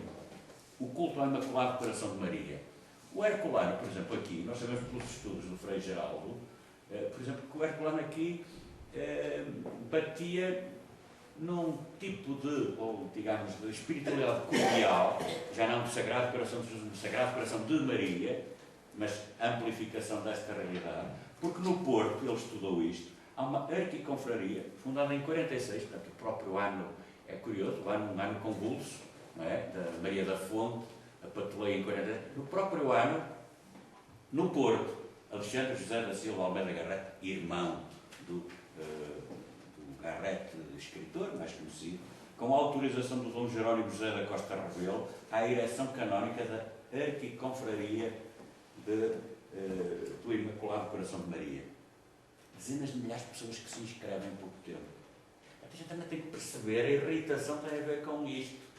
É uma lógica cordial de sensibilidade que é, por definição, antijansenista. Já no século XVIII, qual era a grande irritação? A irritação dos jansenistas era doutrinária em relação aos jesuítas, mas, nomeadamente, em relação a este tipo de devoção do Sagrado Coração de Jesus. Ora, no próprio coração da cidade do Porto e com personalidades ligadas à história do liberalismo, com o patrocínio de Marchal Saldanha, constitui-se esta arquiconfraria que rapidamente se alarga. E é curioso, eu antes disso não tinha estado atento. Muitas imagens de Nossa Senhora das Graças, com o coração, são precisamente desta época. Uma imagem de Nossa Senhora, século XIX, meados. E é isto, é precisamente a devolução que alarga, porque depois vai ramificando pelo norte. E, portanto, aí está um outro vetor muito interessante, dentro daqueles três que eu falei, dentro das devoções marianas, que é esta, e nomeadamente muito marcada. Reparem, são casos muito significativos. Dezenas de milhares de pessoas que se inscrevem. O Frei Geraldo publica esses números. Entre os procuradores, ele registra um dado muito importante a reter e a explorar. Entre eles, o padre Martinho António Pereira da Silva, fundador do Santuário de Sameiro, mais tarde um grande pregador popular. É a devoção do povo que ultrapassa completamente a discussão destes meios. São os meios políticos da capital e que discutem este tipo de lógicas em relação à Carta e às bases da Carta, ultrapassados por uma realidade social pujante. Reparem que a definição dogmática da Imaculada Conceição é de 54, mas já temos estes. E também isto é significativo. Quando o Herculano fala contra as definições dogmáticas, porque acrescentam, ele tem que perceber que elas são a consagração de um estado de chegada. E que, por exemplo, já há movimentos, quer dizer, já se tinha consensualizado, já há muito tempo que os dominicanos não discutiam com os franciscanos em relação a essa coisa. Isto é, o dogma, o Papa vai consagrar, quando consagra, uma realidade envolvente, crescente, e que apenas falta, precisamente, ter essa sanção definitiva. Ora, ele vai estar permanentemente com isto. As aparições de Lourdes, as aparições a Bernardete de Subirus, têm precisamente esse significado desta lógica, não apenas mariana, mas do Imaculado Coração de Maria. E articulando-se com algo que irrita profundamente estes setores, que têm uma visão, digamos, racionalista, crítica, muito, digamos, centrada numa perspectiva terrenista, que é, inclusivamente, há uma certa lógica de um providencialismo que faz apelo à instituição do reino de Deus na Terra. Portanto, surge também uma outra lógica, um outro vetor na pastoral, que é tentar construir o reino de Deus a partir da cristianização da nossa sociedade. E estas aparições estamos nessa lógica. Ora, sobretudo depois da questão romana, depois do Papa perder completamente, em termos de Estados Pontifícios, ficar prisioneiro em Roma, etc., há o recrudescimento da piedade romana, centrada na sacralidade da urbe. Todos conhecemos nas nossas terrinhas as confrarias e as paróquias que organizam peregrinações, as deferências, as solicitudes. É muito interessante, quando o Papa perde o poder, a cristandade dá-lhe os mimos que nunca tinha dado. É muito interessante, é um facto. Quer dizer, quando é que se descobre estas peregrinações que todas as confrarias procuram fazer e organizar? Na aristocracia é um título de honra ser zoado do Papa, por os meninos. Quer dizer, nas terrinhas, todos organizam peregrinações e trazem as recordações e as medalhas. E isto faz-se precisamente quando o Papa ficou desprovido de poder político. E isto, de certo modo, é muito interessante porque mostra a razão de ser das preocupações de quem é o zeloso defensor do rigor e da literalidade da Carta e do tipo de eclesiologia da Carta. Eu pergunto, tudo isto realmente é na lógica de quem aceita que o eixo das relações Estado-Igreja está bem definido e está definido de uma forma intocável na Carta? Isto é um pouco assustador, de facto. De facto, temos com nomes de institutos, ordens religiosas, a funcionar, na assistência, não é isso? Já não é fácil prescindir deles, ainda por cima criam bem, ganham prestígio quando começam a ter os seus colégios e a funcionar, não é? Caso dos jesuítas começam... E, portanto, o rumo que as coisas levam são assustadores. As campanhas anticlericais do republicanismo têm muito a ver com isso. Nomeadamente algumas campanhas no Parlamento, que eu os convido, se tiverem curiosidade a ver, por exemplo, nos últimos tempos da monarquia constitucional, porque é que, por exemplo, na questão social, que era gravíssima, havia as ilhas, como havia aqui no Porto, em Lisboa, gravíssimos problemas de ordem social, trabalho infantil, quando surge um plano, por exemplo, de casas baratas, de rendas baratas, porque é que esse plano nunca avança? Porque é que esse plano é combatido? É combatido justamente pelos setores que, do ponto de vista do seu posicionamento, consideram isso vem do lado clerical. Porque havia militantes católicos, naturalmente ligados ao interesse de implementar, e portanto começam a ser combatidos pela bandeira, porque vem do campo católico, portanto entende-se que são conspirações do jesuitismo e do clericalismo, e portanto são pura e simplesmente boicotados por uma razão apenas ideológica. Portanto, a minha pergunta é esta, que, digamos, todos estes pontinhos, são pontinhos todos eles muito significativos, desde a renovação litúrgica, por aqui fora, por causa da oração, tudo isto, as devoções marianas, tudo isto mostra realmente um mundo em mudança que inquieta a consciência crítica do liberalismo, sobretudo aquele que se identifica com a literalidade da carta. Para mim, que olho para a carta como um objeto arqueológico, que o é, com todo o respeito, digo, com todo o respeito, e que, sobretudo, em termos de relação Estado e Igreja, a Igreja tinha aquilo que tinha tido que aceitar, portanto, não tinha. A gente percebe como a questão da separação polémica e a discussão de separação Estado e Igreja fazia sentido, porque realmente a Carta Constitucional era uma espécie de prisão, nem sequer era dourada. É uma prisão dourada, nem sequer era muito dourada, mas era maniatadora, de facto. A norma que tinha Itália passou a vigorar, tinha sido excelente para Portugal. Uma igreja livre num Estado livre, separação perfeita. Claro, isso era o que se queria. Mas também, como sabemos, não é isso que se vai conseguir com a República. Porquê? Porque vem o confisco e porque vem a dependência do Ministério do Interior. Isto é, mesmo laica, a República vai tentar seguir a pior tradição do cartismo, maniatando a Igreja. Agora, vale a pena realmente ver, sobretudo nestes anos 60 e 70, as novas revoluções e os novos quadros de espiritualidade. O Sr. Manuel Clemente apontava aqueles três.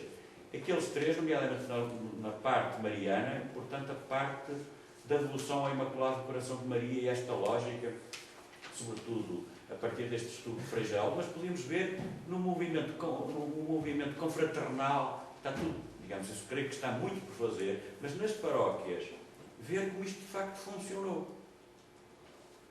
Agora, a partir de assim, com uma análise muito genérica, nós percebemos que são estes os vetores de espiritualidade que existem no tempo de Herculano e que, de certo modo, o interpelam e obrigam a tomar posições públicas, neste caso de rejeição absoluta. Anti-Lourdes, anti-imaculatismo, anti-marianismo. E porquê? Em relação, por exemplo, em relação às tradições marianas, aquilo que ele considera a invasão mariana. Porque o Herculano põe a questão, mais uma vez, tal como na questão de São Vicente de Ouriz, de uma forma excessivamente literal e em bloco. Por exemplo, ele diz que se nós aceitamos que Nossa Senhora tem o papel que tem, lá se vai o papel de Cristo como único mediador. E lá está. O problema da Herculano, a meu ver, foi, ao tempo, não ter percebido que não é propriamente isso que está em causa, realmente Salvador é só Cristo, mas Nossa Senhora pode aparecer e aparece naturalmente associada à sua ação. Esta matização que ele não vê, mesmo a expressão co-mediadora, é capaz de não servir do ponto de vista dogmático, mas perceber que sem Nossa Senhora e sem o seu papel, nós dificilmente compreendemos globalmente o papel de Jesus Cristo, sobretudo enquanto homem, enquanto Deus encarnado.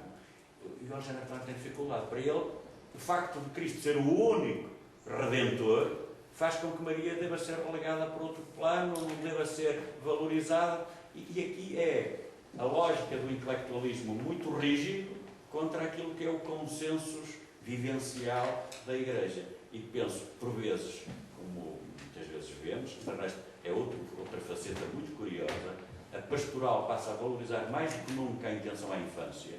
Aliás, dentro de uma tendência que se percebe, toda a cultura do romantismo passa a valorizar o papel da criança, e também a pastoral, em termos da pastoral católica, começa crescentemente a valorizá-lo. Claro, o nosso Herculano vê nisso também uma ameaça. São os jesuítas que querem condicionar as mulheres e as crianças. E, portanto, os textos deles são também aterradores, mas mostra que, nesse aspecto, a pastoral estava a ser eficaz. Por isso me assustava. As crianças estavam a ser educadas num catecismo e numa lógica, porque estavam a ser catequizadas. E em relação à mulher é a mesma coisa. A propaganda republicana depois vai retomar este ponto. Porque é que se questiona a valorização da condição feminina, nomeadamente o tipo de pastoral valorizador da mulher? Porque se teme, e a propaganda republicana vai, que a mulher fique subordinada ao padre, à sultana, e por essa via entende-se que a Igreja Católica manipula um mundo vastíssimo. E, portanto, claro, aqui a diferença é que está, onde se diz manipula, pode-se ler não esquece. Onde se diz manipula, pode-se entender valoriza. E, portanto, tem a ver, digamos, com aquilo que são as opções do campo pessoal do nosso autor. Mas eu penso que vale a pena, sem medo de sacralizar o Herculano, percebermos que ele é um homem, digamos que é um ideologicamente puro em muitos domínios e, sobretudo, é como um bloco. E, portanto, Cristo é o único Salvador, logo, o papel de Maria não há por que ser valorizado em termos pastorais. Portanto, não faz a associação de Maria a Cristo como devia fazer, que era a maneira de perceber. São Vicente de Valarins, o Estado ferido, não há mais nada. Aliás, é muito interessante, percebe-se que, a Ivone sabe disso, já temos falado sobre isso, o Herculano, se pudesse muitas coisas de Trento, ele não gostaria, porque Trento já é aquilo que ele exprime, um absolutismo na Igreja. A ordenação dogmática de Trento já o incomoda, mas apesar de tudo é Trento e nada mais.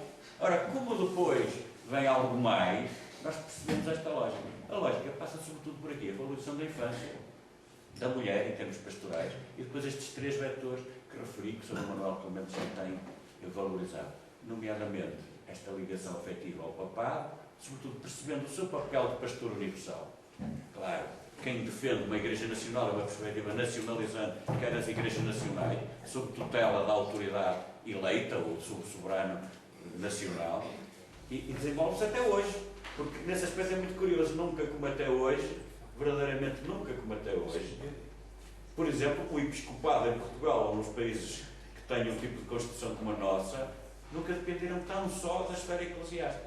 Diga-se o que se disser. E, portanto, é muito curioso ver que a definição do papel, sobretudo no sentido do papel pastoral universal do Papa, torna-se, de facto, invasor até aos nossos dias, com as consequências que nós vemos, mas penso que em muitos domínios, e embora isso não colida, por exemplo, com o papel que podem ter as igrejas locais, e todos percebemos que, por exemplo, esse papel pastoral do Papa se harmoniza perfeitamente com a colegialidade, com o sínodo dos bispos. O Vaticano II mostra como são compatíveis esta realidade. E, claro, estes autores, nós vemos o Herculano, mas vemos o Antero, vemos o Oliveira Martins, as coisas eram demasiado cerradas em termos de tensões, o horizonte polémico e as paixões eram demasiado violentas para que se matizassem as afirmações. E, portanto, o negrume dos jesuítas ameaçador por um lado, e o negrume, também temos que dizer, da ameaça do pedreiro livre que se via por todo lado. E entre estes fantasmas fica a realidade mais rica, que é sempre a realidade intermédia entre os extremos. E desculpem estas linhas mais ou menos desconchavadas, mas verdadeiramente eu queria fazer perguntas, porque é isto que, por exemplo, a doutora Ivone Cristina está a tentar resolver. Arranjar elementos é muito árduo, muito difícil, não é?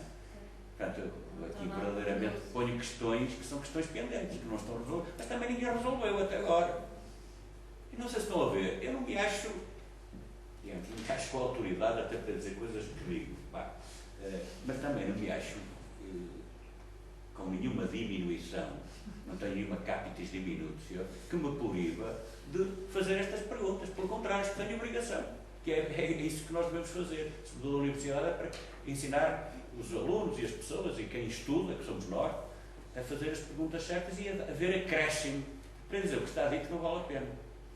O melhor que está dito para mim do Herculano, repito agora já off the record, digamos assim, o melhor que está dito para mim é sempre a Universidade do Herculano. Com arte, com sensibilidade, com muito boa documentação, o professor Vitorino Mesa, de facto, mas é a mocidade. Depois não temos, para além da mocidade, precisava de conhecer mais, sobretudo nestes tempos colosos dos anos 60 e 70, quando começam as tormentas, as grandes tormentas políticas, desde logo 68, a instabilidade começa, 70, para esse período, ele morre em 77, mas este período final da vida, que é um período tão importante, era preciso cobrir. Agora, como é que era a sua vida em casa? Como é que ele, quando rezava, se rezava como rezava? Isto é muito difícil de saber, não é? Queremos fazer perguntas. Pronto. Obrigado então pela atenção.